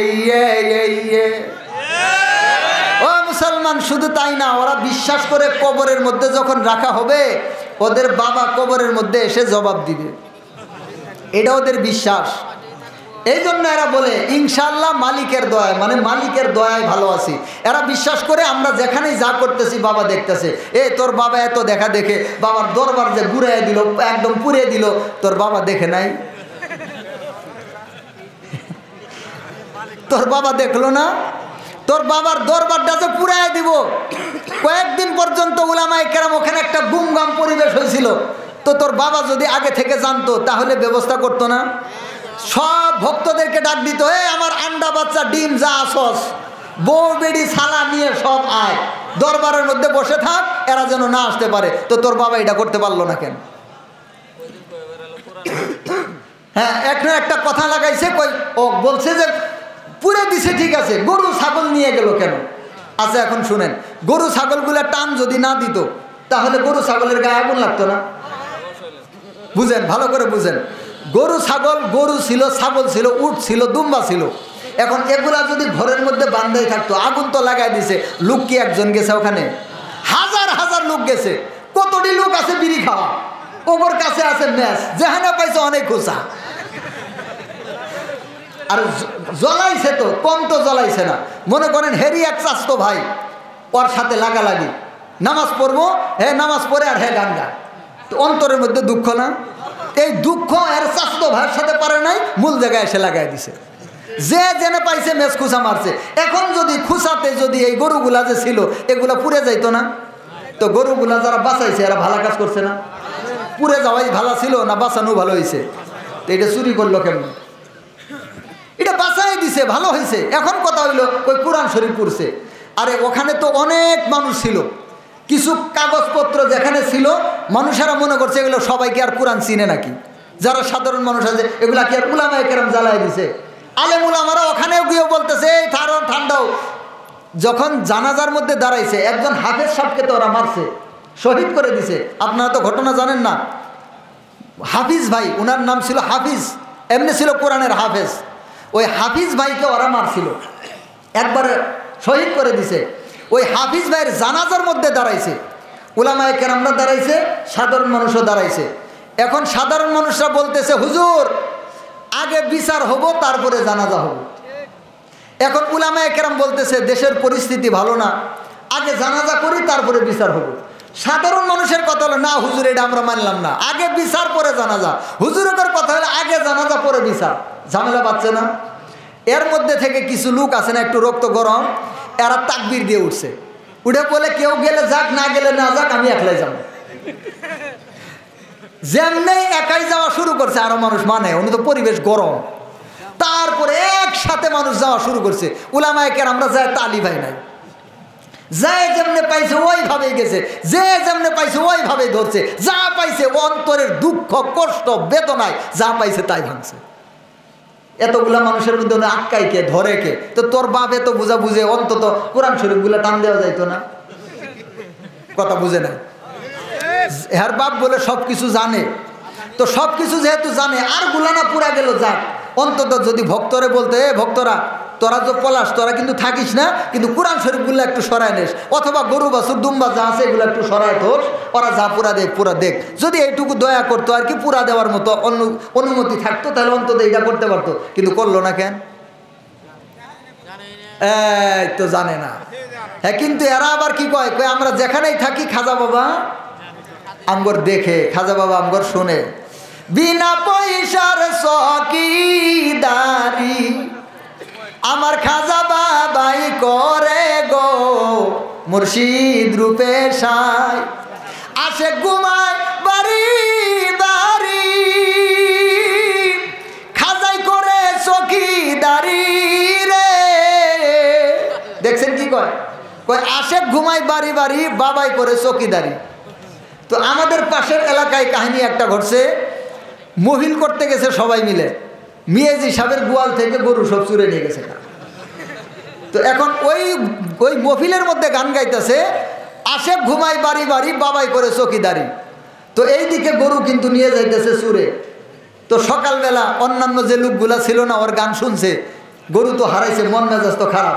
সকালবেলা অন্যান্য যারা তরিকার বাইরে লোক এরা গেছে, গিয়ে কয় রাত্রে না গান গাইলি, আসে ঘুমাই বাড়ি বাড়ি, খাজাই করে চকিদারি। তো তোর গরু নিয়ে গেল, তোর বাবা কোন জায়গায় চকিদারি করতে গেছিল? এই যে কাহিনী, বুঝেন নাই? এই সমস্ত নষ্টামি ভ্রষ্টামি দিয়ে ভরপুর। সেজদার মালিক কে? আল্লাহ। আর একটু জোরে বলেন। আল্লাহ। আর সেজদা করে কারে? বাবারে। হযরত হুযায়ফা ইবনে ইয়ামান রাদিয়াল্লাহু তাআলা আনহুকে আল্লাহর নবী অন্য একটা জায়গায় পাঠিয়েছিলেন। তিনি ওই দেশের মধ্যে যখন দেখছেন বিভিন্ন রাজা বাদশাদেরকে তাদের প্রজারা সেজদা করে, তো যখন তিনি আল্লাহর নবীর কাছে ফিরে আসছেন, এসে বলতেছে, ও আল্লাহর নবী, ওই দেশের মধ্যে দেখলাম ওই দেশের সাধারণ মানুষেরা তাদের রাজাকে সেজদা করে। ও আল্লাহর নবী, সেজদার হকদার হইলে সারা দুনিয়ার মধ্যে সবচাইতে বড় হকদার তো আপনি। কথা বলেন ঠিক কিনা? তাহলে আমরা কি আপনাকে সেজদা করতে পারি না? দেখেন প্রশ্নটা দেখেন। ও আল্লাহর নবী, সারা দুনিয়ার মধ্যে সেজদার মালিক যদি কোনো মানুষ হয় তাহলে সবচাইতে বড় হকদার হলেন আপনি। ও আল্লাহর নবী, আমরা কি আপনার সেজদা করতে পারি না? আল্লাহর নবী সাল্লাল্লাহু আলাইহি ওয়াসাল্লাম বলছেন, লা ইয়াসলুহু লিবাশারিন আন ইয়াসজুদা লিবাশারিন। কোনো মানুষকে সেজদা করা জায়েজ না। মানুষকে সেজদা করা জায়েজ নাই, হারাম। আজকে ধর্মের নামে বাড়াবাড়ি চলতেছে না? আল্লাহ সুবহানাহু ওয়া তাআলার নবী যেই আয়াতের কারণে পেরেশান হয়ে গেলেন, যে আয়াত নাজিল হওয়ার কারণে আল্লাহর নবীর চেহারার মধ্যে বয়সের ছাপ এসে গেল, আল্লাহর নবী বৃদ্ধ হয়ে গেলেন, ওই আয়াতের মধ্যে আল্লাহ তাআলা বলছেন, ওয়ালা তাতগাও, ও দুনিয়ার মানুষেরা, ও নবীর উম্মতেরা, তোমরা বাড়াবাড়ি করিও না। কিন্তু আজকে বাড়াবাড়ি চলছে কি চলছে না? যার যেমন মন চাইতেছে, যার যেমন দিল চাইতেছে, ওই রকম বাড়াবাড়ি করতেছে। বাবার কাছে গিয়ে ছেলে চাইতেছে। কার কাছে গিয়ে চায়? বাবার কাছে গিয়ে ছেলে চায়। ছেলে মেয়ের দেওয়ার মালিক কে? আল্লাহ। আল্লাহ ছাড়া কারো মালিক আছে? কিন্তু চাইতেছে কার কাছে? বাবার কাছে। এইভাবে মানুষেরা বিভিন্ন প্রকার বাড়াবাড়ি সারাসারি করে, মানুষেরা বিভিন্ন ধরনের পথের দিকে অগ্রসর হয়ে যাইতেছে। আপনারা বসেন।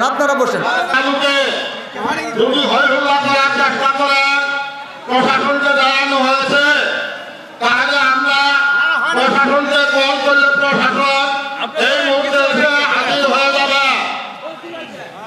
শান্তশিষ্টভাবে হুজুরের সাথে কথা বলার কারো ইচ্ছা থাকলে কোরআন হাদিস নিয়ে কথা বলতে পারবে। যথেষ্ট আমরা চেয়ারম্যান সহ প্রশাসন সহ এই মুহূর্তে হাজির করতে বাধ্য হব এবং কোরআন হাদিস নিয়ে বসার জন্য সেই মুহূর্তে ব্যবস্থা করে নিব।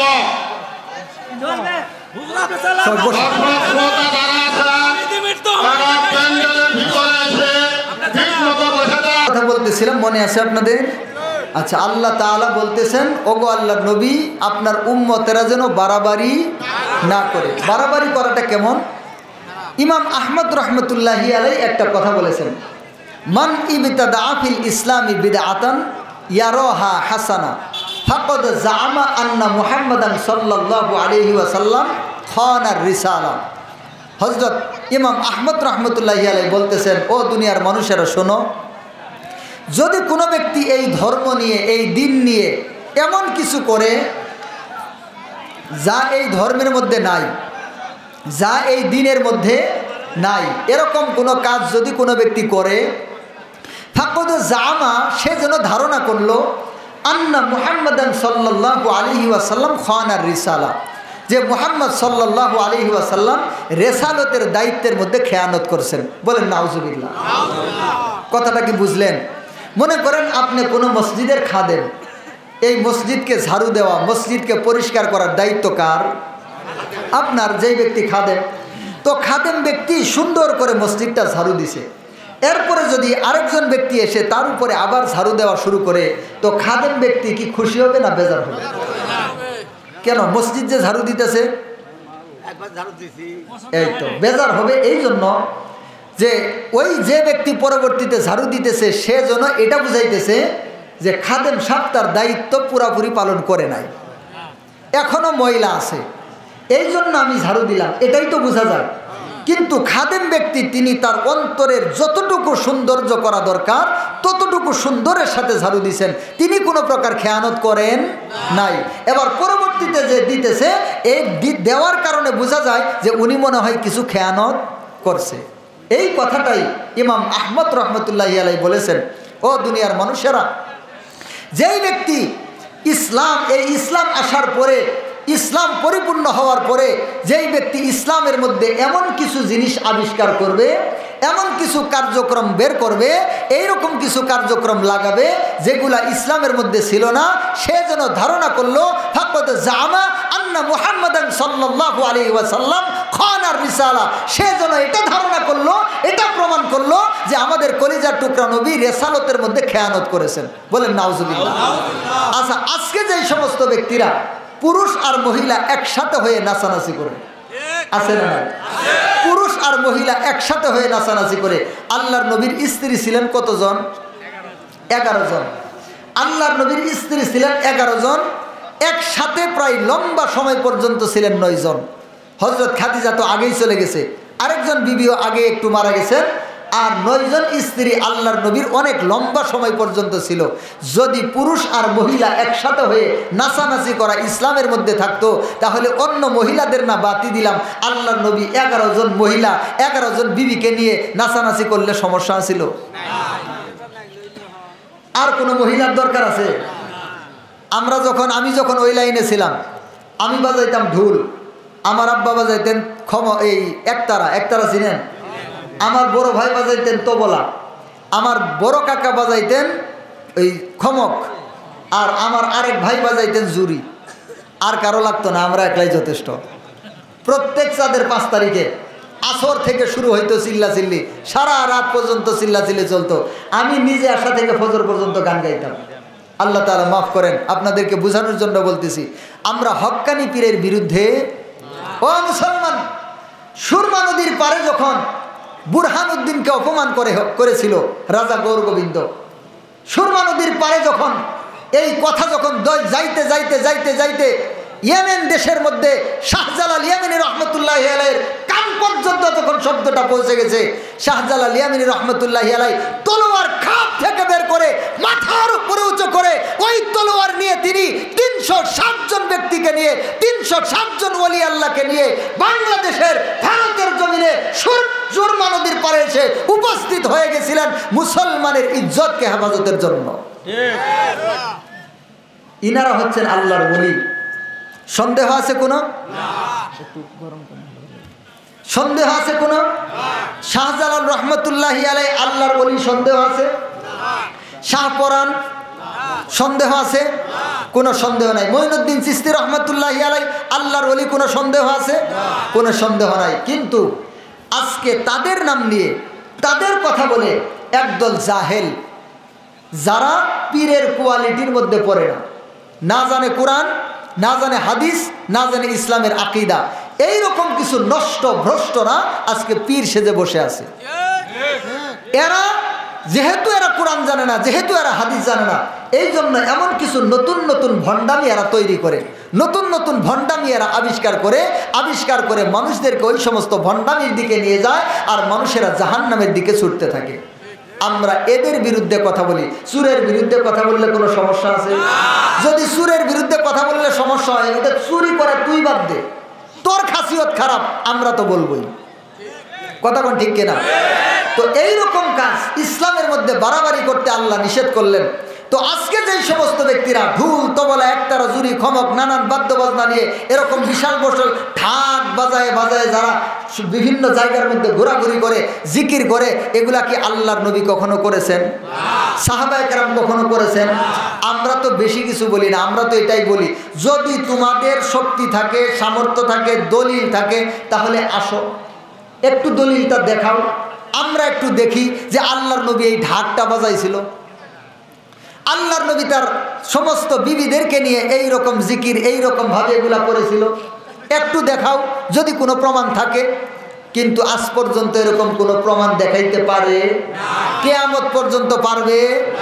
কিয়ামত পর্যন্ত এমন কোন বাপের বেটা জন্মগ্রহণ করবে না যে এর একটা প্রমাণ দেখাতে পারে, কারণ এগুলা ইসলামের মধ্যে নাই। যেমন ওই যে বললাম কালার বাসি গো, কালার বাসি, ওইটা কি মুসলমানের বাসি নাকি হিন্দুদের বাসি? তো হিন্দুদের বাসি যারা মুসলমানের মধ্যে ঢুকায়, ওরা হইল মুসলমানের ঘরের হিন্দু। ওরা কি? ওরা মুসলমানের ঘরের হিন্দু। আপনারা একটা ভালো কথা ভালো করে বুঝেন, এই যে আজকে যে ভণ্ডামিগুলা বাংলাদেশে ভণ্ড পীরেরা যেগুলা করতেছে, এগুলা হচ্ছে কয়েকটা মতবাদ থেকে আসছে, সুফি, বৈষ্ণব, সহজিয়া, শিয়া। কয়টা? এটা মনে রাখেন, মুখস্থ রাখেন, ফায়দা হবে। সুফি, বৈষ্ণব, সহজিয়া, শিয়া। সুফি আসছে ইসলাম ধর্ম থেকে। ইসলাম ধর্মের একদল জিন্দিক, যারা ইসলাম গ্রহণ করে আবার ইসলাম থেকে বের হয়ে গেছিল। বের হয়ে গিয়ে তারা পারস্য দেশের মধ্যে তারা নিজেদের দেহ নিয়ে গবেষণা শুরু করছে। দেহ নিয়ে, কি নিয়ে? দেহ নিয়ে, অথচ এগুলা ইসলামের মধ্যে নাই। এই রকম গবেষণা করতে করতে করতে করতে তারা একটা পাঠ আবিষ্কার করে ফেলেছে। তারপরে বৈষ্ণব আসছে হিন্দুদের থেকে, বীর্য ধারণম ব্রহ্মচর্যম, অর্থাৎ এরা জীবনে বিয়ে করব না। জীবনে কি করব না? জীবনে বিয়ে করব না, বিয়ে ছাড়া থাকবো, বীর্য ধারণ করে থাকবো, সে ব্রহ্মচারী হয়ে যাব, এই ধরনের একটা বিষয়। এই জন্য বাংলাদেশের কিছু কিছু পীর আছে বিয়ে করে না, আছে না নাই? অথচ আল্লাহর নবী বিয়ে করেছেন কি করেন নাই? আল্লাহর নবী এমন বলেছেন, আন নিকাহু মিন সুন্নতি ফামান রাগিবা আন সুন্নতি ফালাইসা মিন্নি। বিবাহ হচ্ছে আমি নবীর সুন্নত, যেই ব্যক্তি আমার সুন্নতকে মুখ ফিরিয়ে নেবে ওই ব্যক্তি আমার উম্মত। তাহলে যে পীর দাবি করলো আর নিজে বিয়ে করলো না, সামর্থ্য থাকা সত্ত্বেও, সমস্যা না থাকা সত্ত্বেও যদি বিয়ে না করে, তাহলে সে আল্লাহর নবীর উম্মত আছে না গেছে? আর একটু জোরে বলেন, সে কি কখনো পীর হতে পারে? তাহলে সে কি? তো আমরা যদি দলিল দিয়ে কথা বলি, দোষ আছে? হ্যাঁ, আমাদের দলিল যদি ভুল হয়,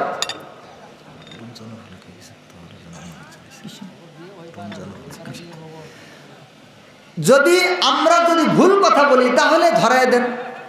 সারা বাংলাদেশে অনেক উলামায়ে কেরাম আছে আপনাদের, আমাদেরকে ধরায় দেন। আমাদেরও তো ভুল হতে পারে, কতক্ষণ ঠিক কিনা? তো ভুল হইলে আমরা সংশোধন করে নিব। তো ইনশাআল্লাহ এখানে এই বিষয়ে আলোচনা করতে গেলে লম্বা আলোচনা, এর অনেকগুলা বিষয় আছে। মানুষ কেন এত পাগল হয় এই দিকে, এর অনেকগুলা বিষয় আছে। এর ভিতরে কিছু আছে নাপাকি খাওয়ানো হয়। কি খাওয়ানো হয়? নাপাকি। পঞ্চরস বলতে একটা কথা আছে। কই রস? পঞ্চরস। শুক্র, মূল, মল, মূত্র, শুক্র, রজ, বীর্য, এই 5 প্রকার নাপাক জিনিস দিয়ে একটা জিনিস বানানো হয়। ওই জিনিসটা খাদ্যের মধ্যে দেওয়া হয়। এগুলা যখন মানুষ খায় তখন তাদের ঈমানটা পুরোপুরি ধ্বংস হয়ে যায়, আর তখন ওরা এদের ভক্ত হয়ে যায়। এই রকম কিছু কারবার আছে। আবার কিছু কারবার আছে মারেফত নামে করে। এই মারেফত শব্দে কিছু কারবার এদের ভিতরে প্রচলিত আছে। সাধারণ মানুষেরা তো এগুলো বুঝে না, এরা মনে করে হাই এগুলা যেন কি। এই সমস্ত কথার ধান্দার পিছনে পড়ে মানুষেরা এদের পিছনে দৌড়ানো শুরু করে, এদের পিছনে ভক্ত হয়ে যায়। হক্কানি পীরদের কাছে না গিয়ে এই ভণ্ড পীরদের কাছে যায়। তো মোট কথা হচ্ছে, ইসলামের মধ্যে কোনো বাড়াবাড়ি করা যাবে না, কোনো বাড়াবাড়ি করা চলবে না, বাড়াবাড়ি করা চলবে না। এখানে একটা মূল পয়েন্ট হলো, এরা সাধারণ মানুষদেরকে ধরে। কেমনে ধরে? আমি একটা বিষয় না বললে আপনারা বুঝবেন না। কেমনে ধরে? যেমন মনে করেন সাধারণ মানুষ আছে, হয়তো একদিন চার দোকানে আপনি বসে আছেন, তো চার দোকানে একজন ভক্ত আসছে, এসে আপনার সাথে কথা বলতেছে, বলতেছে আপনি তো মুসলমান। হ্যাঁ মুসলমান। যদি আপনি কোনো তরিকা না নেন, চার তরিকার মধ্যে এক তরিকা না নিলে আপনি মুসলমান না, এরকম বলে কি বলে না? বলে যে চার তরিকার মধ্যে এক তরিকা না নিলে মুসলমান। এই কথাটা সম্পূর্ণ ভুয়া, কথাটা সম্পূর্ণ। এইরকম কোনো কথা কোরআন হাদিসের কোথাও নাই। হ্যাঁ, চার তরিকার মধ্যে এক তরিকা নেওয়া উচিত আপনার দেহের ভিতরটাকে পরিশুদ্ধ করার জন্য। হক্কানি পীরের কাছে যাওয়া উচিত আপনাকে, আপনার কদ আফলাহা মান তাযাক্কা। আল্লাহ তাআলা বলেছেন ওই ব্যক্তি সফল কাম হলো যে নিজেকে পরিশুদ্ধ করলো। এই পরিশুদ্ধ করা হচ্ছে, মানুষের ভিতরে কিছু রোগ হয়, রিয়া, সুমা, বুগজ, কিবির, এই রোগগুলা থেকে পরিশুদ্ধ হওয়ার জন্য হক্কানি পীরের কাছে যাওয়ার দরকার আছে না নাই? আছে। কিন্তু এরা বুঝায় কেমনে? আপনাকে বলবে আপনি কি নিজেকে চিনছেন? তখন বলবে নিজেকে চিনছি মানে আমার নাম অমুক, আমার বাপের নাম অমুক, আমার বাড়ি অমুক জায়গায়, নিজেকে তো চিনি। তখন বলতেছে না, এটা হয়েছে না। আপনি দেহের ভিতরে 3টা নদী আছে, 4টা মুলুক আছে, 7টা মহল আছে, 5 8 40 ঘরে 36 তালা সাধন কর, আদমে কারবে খুদা মিমসিনা বসতি কর। তো এখন আপনারে পেঁচ দিব, আস্তে আস্তে কি দিব? পেঁচ লাগাইতে থাকবো। এখন আমাদের দেশের সাধারণ মানুষ, এরা তো আর কোরআনও বুঝে না, হাদিসও বুঝে না, এরা এই কথা শুনে এদের মাথার মধ্যে ধরে যায়, হাই রে কথা তো দারুণ, এটা আবার কেমন কথা? এই ধরনের কথা যখন বলে তো সাধারণ মানুষেরা তখন এই ধরনের কথাগুলোর পিছনে পড়ে যায়। যখন এই কথার পিছনে পড়ে যায় তখন বলে ভাই এগুলা জানবো কেমনে? তখন বলে এগুলা তো তোমাকে বলা যাবে না, তোমার এখনো বয়স হয় নাই। কি হয় নাই? বয়স হয় নাই। এগুলা জানতে হইলে উরসে যাওয়া লাগবে। কই যাওয়া লাগবে? উরসের মধ্যে দরবারে যাওয়া লাগবে। তো দরবারের মধ্যে গেলে ওখানে ওই যে মিয়েজি আছে না, মিয়েজি, সে আবার শক্ত করে ধরায় দেয়। এই জায়গার মধ্যে গুতা দেয় না, বাম স্তনের 2 আঙ্গুল নিচে লতে ভাই কালবা হযরত আদম আলাইহিস সালাম যেরকম হলুদ রঙের নূর আল্লাহ আল্লাহ যিকির আলাইহি ওয়া ঝবে আকলি, এটা বলে দেয়। দিয়ে বলে চোখ দুইটা বন্ধ করেন। বন্ধ করার পরে এখানে লাল নীল দেখা যায়। এইগুলার দেখে সাধারণ মানুষেরা পাগল হয়ে যায়। তারপরে আস্তে আস্তে আস্তে আস্তে আস্তে আস্তে আস্তে আস্তে এদেরকে আরও কিছু ধরা হয়, আরও কিছু বলা হয়, আরও কিছু বলা হয়। এই যে সমস্ত কাহিনীগুলো আছে না, এই যে নানান যে মারেফত বলতে যেগুলো বোঝায়, আসলে দেখেন এগুলা তেমন কিছুই না। বাপের চার মায়ের চার খুদার দিয়ে 10, 18 মোকামের মাঝে কোন নামটি হক রেমন কোন নূরে ভুলাইলা রেমেন কোন নূরে। বাপের চার মাংস হাড় জুড়া হাড় শুক্র মগজ, মাংস ত্বক রক্ত কেশ হাড় শিরা শুক্র মগজ। একটা বলে দেই যাতে করে আপনারা বুঝেন। বলে বাপের চার মায়ের চার খুদার দিয়ে 10, 18 মোকামের মাঝে কোন নামটি হক রেমন কোন নূরে ভুলাইলা রেমন কোন নূরে। এইটা শুনে সাধারণ মানুষ পাগলা। হাই রে হাই, বাপের চার মায়ের চার খুদার আবার 10, এটা কি? এখন দেখেন কি, মাংস ত্বক রক্ত কেশ হাড় শিরা শুক্র মগজ। মায়ের হলো 4টা, মাংস ত্বক রক্ত কেশ। মাংস মানে শরীরের গুস্ত, ত্বক মানে চামড়া, রক্ত শরীরের রক্ত, কেশ মানে চুল। মাংস ত্বক রক্ত কেশ আর হাড় শিরা শুক্র মগজ। হাড় মানে হাড্ডি, শিরা মানে ওই যে শিরা উপশিরা যেগুলো আছে, রক যেগুলো আছে। মাংস ত্বক রক্ত কেশ হাড় শিরা শুক্র মগজ। শুক্র মানে বীর্য, মগজ মানে মগজ। আচ্ছা এগুলো যদি হয় তাহলে ফেফড়া আছে না, এটা কই থেকে আইলো? গুর্দে আছে না, এটা কই থেকে আইলো? নারী ভুঁড়ি আছে না, এটা কই থেকে আইলো? দাঁত আছে না, দাঁত কই থেকে আইলো? জিহ্বা আছে না, জিহ্বা কই থেকে আইলো?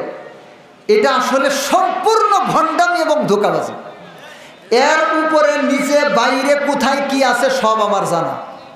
রাত্রের 12টা 1টার পরে ওদের খাস ভক্তরা আছে না, শুধু খাস ভক্তরা বসে ওই জায়গার মধ্যে আমাকে মাঝখানে রাখতো। আর আমি এগুলো সব মুখস্থ করে রাখতাম। আমার কাছে এখনো 3টা ডায়েরি আছে। কয়টা? 3টা ডায়েরি আছে। ওই 3টা ডায়েরির মধ্যে আমার এগুলো এখনো লেখা আছে। এগুলো হচ্ছে এরকম ভাওতাবাজি। এগুলো এরকম কি ভাওতাবাজি। বাংলা কথার সাথে কিছু কথা মিলাইছে। দেখেন এই যে আমি যে বললাম যে একটা ইয়ার কথা বলি আপনাদেরকে, তাহলে আরো একটু বুঝবেন। ঝগড়ার এক জায়গায় আমি লজিং থাকতাম, এটা মনে হয় আপনাদেরকে বলেছিলাম। লজিং থাকতাম ওই বাড়ি, আমি যে বাড়িতে লজিং খাইতাম ওই বাড়িওয়ালার আপন চাচা। এইখানে একটা দরবার আছে না মাদ্দা, এই দরবারের ভক্ত। ওর প্রধান খাদ্য হলো গাঞ্জা, এই পর্যন্ত চুল আর ঢুলে যে বড় বড় ঢাক আছে না, এই ঢাক বাজায়। তো একদিন মাদ্রাসায় একটু ওয়াজ মাহফিলের আয়োজন হয়েছে। ওয়াজ মাহফিলের মধ্যে আমি ওয়াজ করছি। তো ওয়াজ করার পরে আমি তো কিছু বলছি, হ্যাঁ আমার শুনছে এই যে হুজুরে এই ওয়াজ করছে খাজা বাবাগোর বিরুদ্ধে, এই হুজুরে আমারই ভাতিজার বাড়িতে খায়। তো তার একটা আর্ট আছে না, এখন তার একটা শক্তি, তার একটা বল। আমারই ভাস্তের বাড়িতে ভাত খায়, আমগরের বিরুদ্ধে কথা কয়। বুঝেন নাই ব্যাপারটা? তো এখন হে বেড়া, সকালবেলা আমি যাইতেছি খানা আনার জন্য, দেখি কাঠতলে একটা লাঠি না দিয়ে এইভাবে কাঠতলের লাঠির উপরে ভর দিয়ে দাঁড়ায় আছে আমার জন্য। তো আমি সামনে দিয়ে যখন যাইতেছি আমার ডাক দিয়েছে, এদিকে আসো। গেছি, নাম কি বললাম, বাবার নাম কি বললাম, এই ওখানে ওয়াজ করছে কেরা? আমি বললাম যে আমি করছি। ওইগুলা কি বলছ? বললাম মুরব্বী কোরআন হাদিসে যা আছে তাই তো বলছি। কয় হ্যাঁ কোরআন হাদিস বুঝো? আমার কি কয় কোরআন হাদিস বুঝো? কোরআন হাদিস বুঝতে হইলে মারফত বুঝতে হবে। আমি মনে মনে কই আজকে তো কাম একটা হয়েছে, এলেমের চর্চা করার মতো লোক পাইতেছি না। আজকে তো লোক একটা শরীর দিয়ে ধরা দিছে, তাহলে আজকে কাম হবো। তো পরে বললাম মুরব্বী আপনি তো বুঝেন। হ্যাঁ না বুঝলে কি তোমার এমনি জিজ্ঞাসা করছি নাকি? আমি বললাম মুরব্বী তাহলে একটা প্রশ্ন করি। কয় হ্যাঁ করো। বললাম বাপের চার মায়ের চার খুদার দিয়ে 10, 18 মোকামের মাঝে কোন নামটি হক রেমন কোন নূরে ভুলাইলা কোন নূরে। হ্যাঁ শুধু আমার মাথা থেকে পা পর্যন্ত তাকায়। কারণ এই প্রশ্ন এ আমারে করতো, উল্টা আমি করছি। আর কথা হলো হুজুরে এই প্রশ্ন জানলো কেমনে? কারণ উলামায়ে কেরাম তো এগুলা জানার কথা না, কারণ উলামায়ে কেরাম তো এগুলার ভিতরে ছিল না। তো এই হুজুরে এইগুলা জানে কেমনে? এর মাথা এটা ধরতেছে না, একবার মাথা থেকে পা পর্যন্ত থাকে। আমি বললাম বলেন, এখন তো মাথা যখন নিচ করছে আমার তো 8, এখন আমার শক্তি বাড়ছে। আমি বলেন ভাত ধরলেই ফকির হওয়া যায় না। আমি চিল্লাচিল্লি বাজায় ফেলেছি। ওর এলাকা, পুরো এলাকা ভক্ত। এই পেশারচর এলাকার নাম কি? পেশারচর। পেশারচর তো ওর পুরাটাই ওর ভক্ত। আমার তো এখন হয়েছে শক্তি, আমি চিল্লাচিল্লি কুদাকুদি করতেছি। বলেন ভাত ধরলেই ফকির হওয়া যায় না, গাঞ্জা খাইলেই ফকির হওয়া যায় না।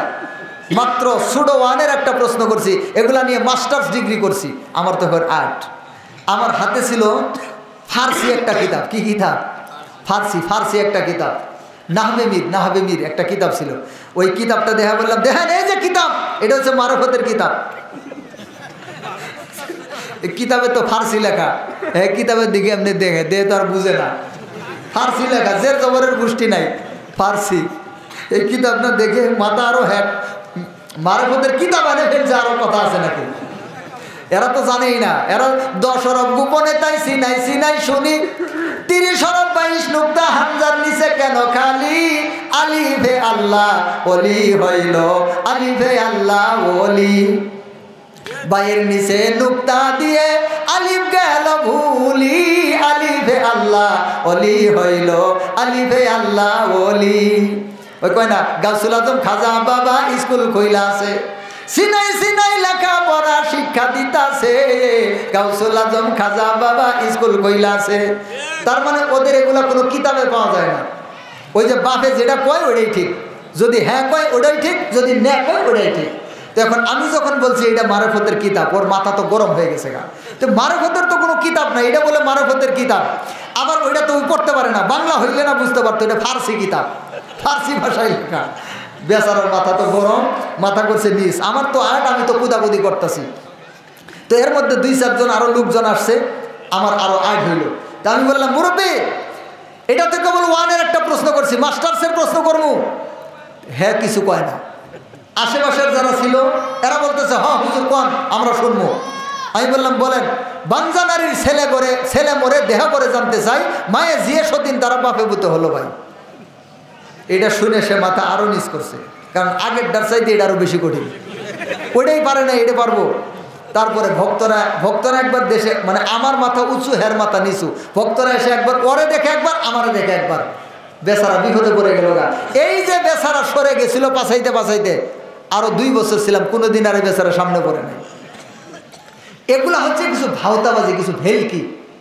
যেমন মনে করেন এই যে যখন দেখায় লতিফাই কালবো, বামিস্তরের নিচে 2 আঙ্গুল, বামিস্তরের 2 আঙ্গুল নিচে লতিফাই কালবো হযরত আদম আলাইহিস সালাম যেরকম হলুদ রঙের নূর, আল্লাহ জিকির আল্লাহির ফলে সবে আকলি, এইভাবে বলে বাম স্তরের 2 আঙ্গুল নিচে লতিফাই কালবো হযরত আদম আলাইহিস সালাম যেরকম হলুদ রঙের নূর। এই 2টা চোখ বন্ধ করেন তো, চোখ বন্ধ করেন, দেখেন তো কিছু দেখা যায়? লাল নীল কিছু দেখা যায় না? যদি চোখ বন্ধ করলে লাল নীল না দেখা যায়, তাহলে আপনার চোখে চিকিৎসা করেন। এই চোখ গেছে গা, এখনই চোখ বন্ধ করেন, দেখেন কিছু দেখা যায় কিনা। যায় না? আপনার চোখ যদি ঠিক থাকে তাহলে কিছু দেখা যাবেই। এইটারে বানাইছে নূর। এটারে কি বানাইছে? আসলে এটা নূর। এটা হচ্ছে চোখের কারণে এরকম হয়। আবার ওই যে আপনাদেরকে মনে হয় আগেও বলছিলাম, এই যে এখানে হাত দেওয়ার সাথে যে নড়ানড়ি শুরু করলো, এখন বললো হাই রে বাবার আঙ্গুলের ইশারা আমার গুস্ত নড়তাছে। আসলে কি এটা ইশারায় নড়তাছে না আগে থেকেই নড়ে? এই সমস্ত কিছু ভাউতাবাজি এখানে আছে। এখানে না শিখানো হয় এলেম, না শিখানো হয় আকীদা, না শিখানো হয় কোরআন, না শিখানো হয় হাদিস, না শিখানো হয় দিন। এক একটা ভক্ত কতদিন আগে যে গোসল ফরজ হয়েছে এখনো গোসল ঠিক হয়নি। এদের অধিকাংশ ভক্ত মারা যায়, এরা বিনা গোসলে দুনিয়া থেকে নাপাক অবস্থায় যায়। কেমনে জানেন? এরা গোসলের ফরজ জানে না।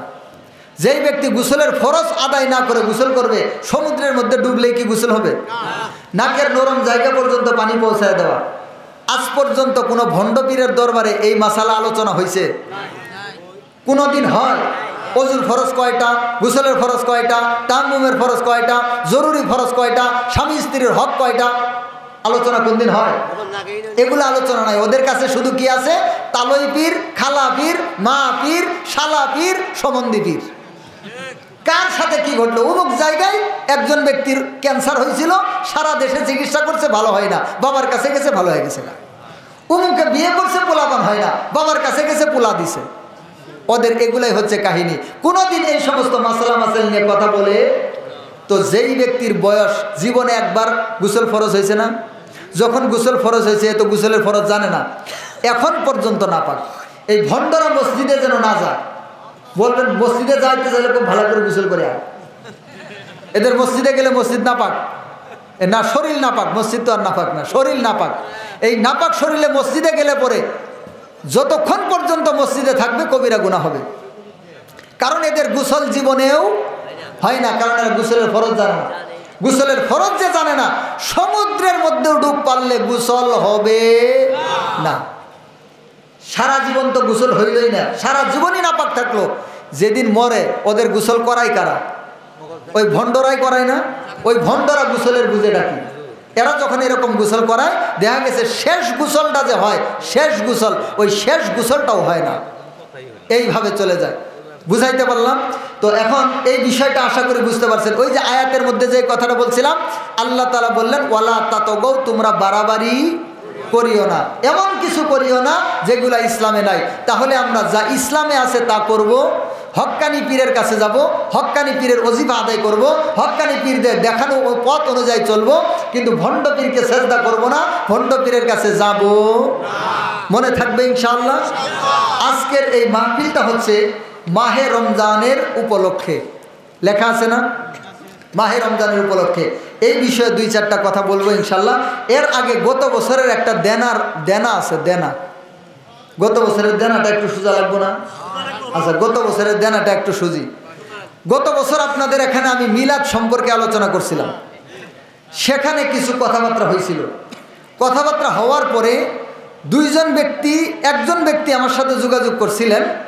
ওনাকে আমি আমার মাদ্রাসাতেও যাইতে বলছিলাম, উনি মাদ্রাসাতেও গেছিল। আমি ভদ্রতার কারণে যাইতে দিছি, কারণ একজন মানুষ যদি দিনের পথে ফিরে আসে এটা আমাদের লাভ।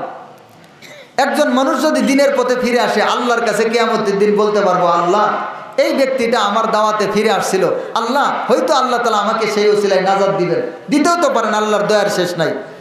এই জন্য আমি তাকে আমার মাদ্রাসাতেও যাইতে দিছিলাম, দাওয়াত দিছিলাম, হয়ে গেছিল। এর সাথে 3টা কথা ছিল। কয়টা? 3টা। 1 নম্বর, মিলাদের মধ্যে খাজা বাবার নাম বলা যাবে।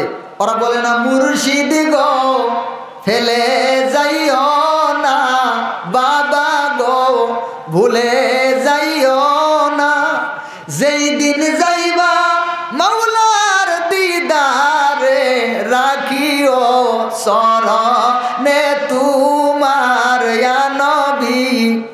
কয় কি কয় না? আমি বলছিলাম মিলাদ কোনটা করা যাবে কোনটা করা যাবে না দলিল দিব আমি, তবে 3টা দলিল আপনার কাছে চাই। 1 নম্বর, মিলাদের মধ্যে খাজা বাবার নাম বলা যাব, এটা কোন কিতাবে আছে? 1 নম্বর।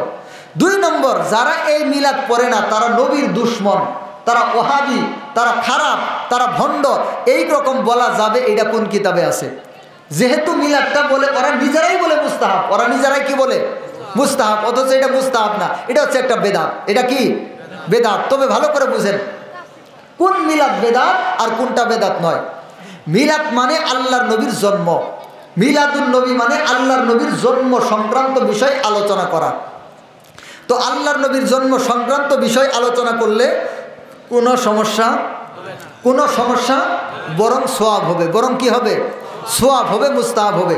কিন্তু আল্লাহর নবীর জন্মের আলোচনা বাদ দিয়ে কিছুক্ষণ আল্লাহুম্মা সাল্লি আলা সাইয়্যিদিনা মাওলানা মুহাম্মদ। কতটি মূর্খ আছে, মাওলানাও বলতে পারে না, ওই মাওলানা। শুনছিলেন কি আপনারা? মনে করেন শুদ্ধ হয়ে গেল মাওলানা মুহাম্মদ ওয়ালা আলি সাইয়্যিদিনা মাওলানা মুহাম্মদ, এরকম কিছুক্ষণ করলো। তারপরে খাজা বাবা অমুক তমুক নানান কিছু মিলাইলো। তারপরে কিছুক্ষণ দাঁড়ায় ইয়া নবী সালামু আলাইকা বললো, নবীজির রওজা মদিনা, এরকম কয়েকটা বিষয় বললো। এটার নাম মিলাদ?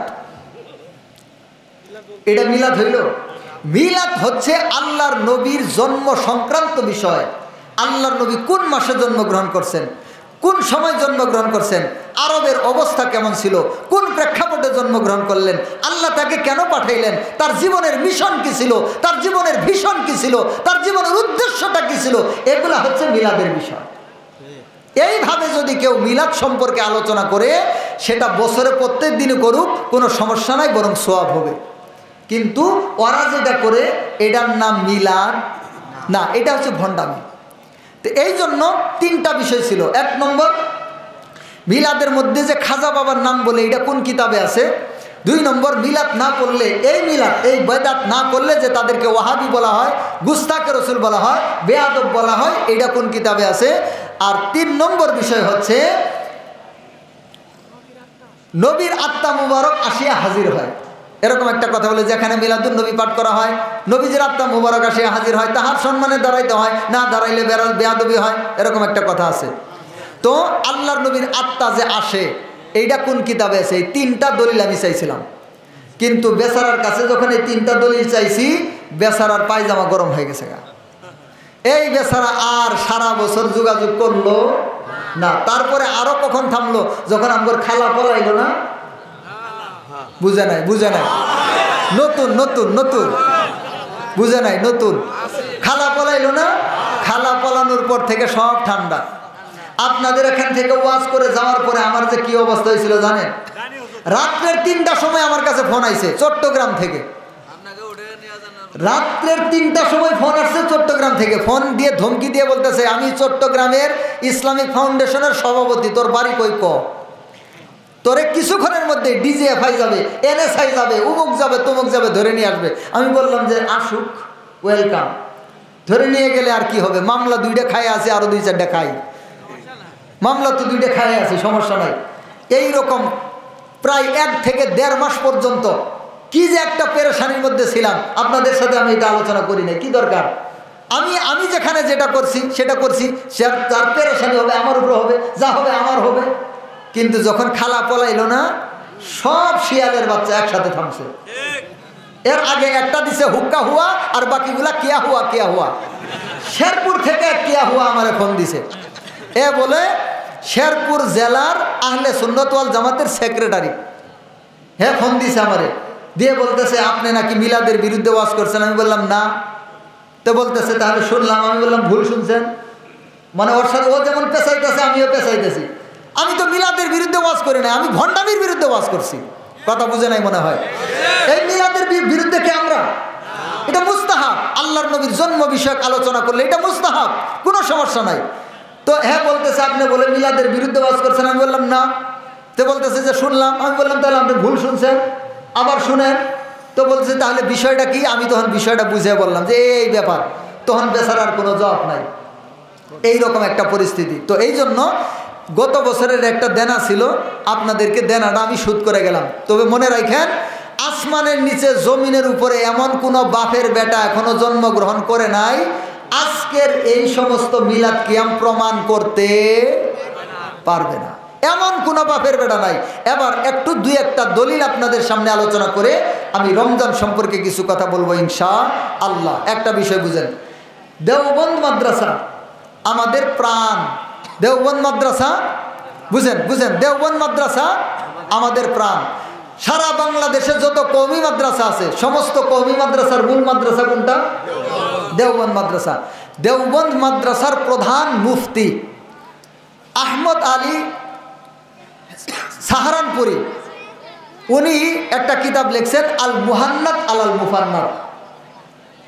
এই কিতাবের মধ্যে তিনি লিখছেন ইন্না লা নুনকিরু যিকর বিলাদাতি শরীফাতি বাল নুনকিরু আলাল উমুরিল মুনকারাতিল্লাতি ইনদাম্মাত মাহা। একটু মনোযোগ দিয়ে শুনেন। এই কথাটা যদি বুঝতে পারেন তাহলে ইনশাআল্লাহ সারা জীবনের সমাধান আপনি পেয়ে যাবেন, সারা জীবনের সমাধান। একটু মনোযোগ দিয়ে শুনেন। তিনি লিখতেছেন কি, দেওবন্দের প্রধান মুফতি, দেওবন্দ মাদ্রাসার প্রধান মুফতি, তিনি লিখছেন ইন্না লা নুনকিরু যিকর বিলাদাতি শরীফাতি বাল নুনকিরু আলাল উমুরিল মুনকারাতিল্লাতি ইনদাম্মাত মাহা। ও দুনিয়ার মানুষেরা শোনো, আমরা আল্লাহর নবীর জন্ম আলোচনাকে অস্বীকার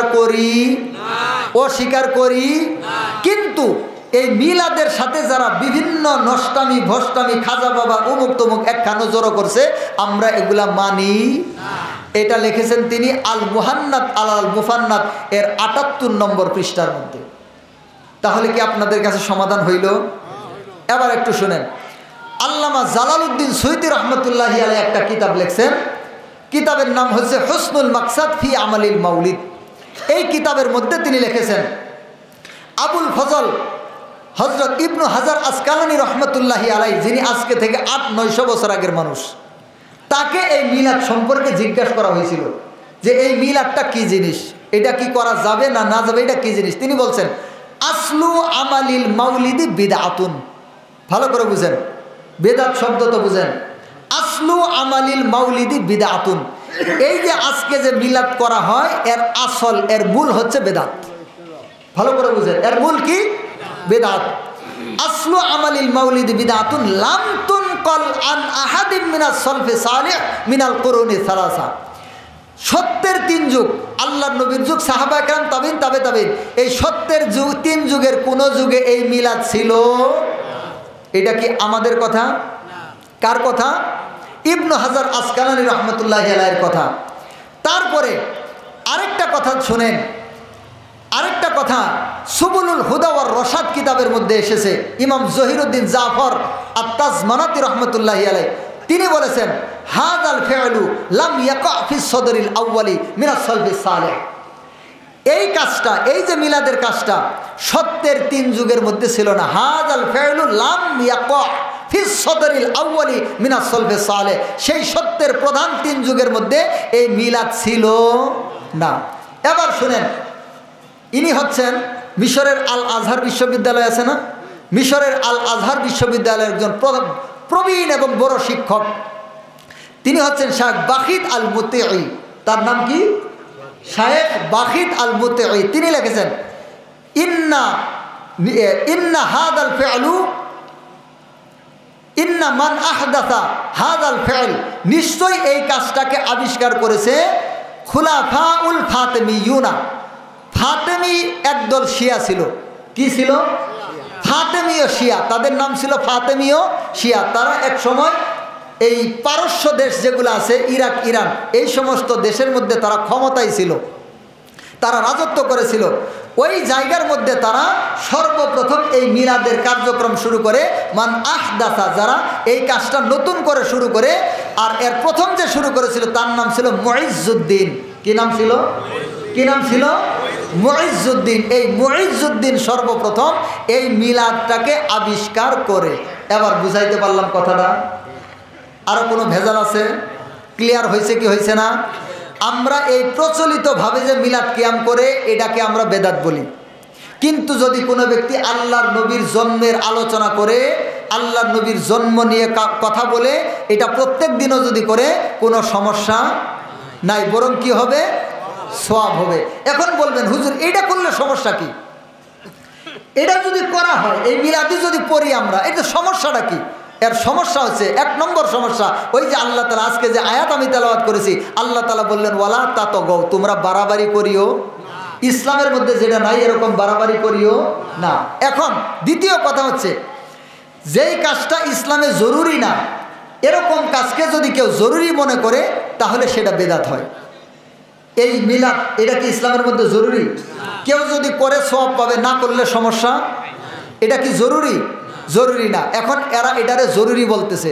যদি কেউ এটারে না করে ওরা ওয়াহাবি কয়, ওরা গালিগালাজ করে, ওরা বেঈমান কয়, ওরা গুস্তাকে রসুল কয়। তো যেটা ছিল জরুরি না ওই কাজটাকে যদি জরুরি কেউ না জাহেলেরা করে, তাহলে হক্কানি মানুষ যারা তাদের জন্য ওয়াজিব হয়ে যায় ওই কাজটাকে রদ করে দেওয়া। আবার বুঝেন, মনে হয় কথাটা বুঝেন নাই। যেই কাজটা ইসলামের মধ্যে জরুরি না এই রকম কাজকে যদি কোনো জাহেলেরা জরুরি মনে করে, তাহলে হক্কানি মানুষ যারা আছে, হক্কানি উলামায়ে কেরাম যারা আছে, হক্কানি জনতা যারা আছে, তাদের জন্য ওয়াজিব হয়ে যায় ওই কাজটার বিরোধিতা করা। বুঝাইতে পারলাম? আমরা এই জন্য এই কাজের বিরোধিতা করি, আর কোনো কিছুই না। বুঝাইতে পারছি কথাটা? আচ্ছা, এখান থেকে আয়াতের তাফসির ব্যাখ্যা আরেকটু ছিল। এখন রাতও মোটামুটি অনেকটা হয়ে গেছে, সামনে ওইদিকে না যাই।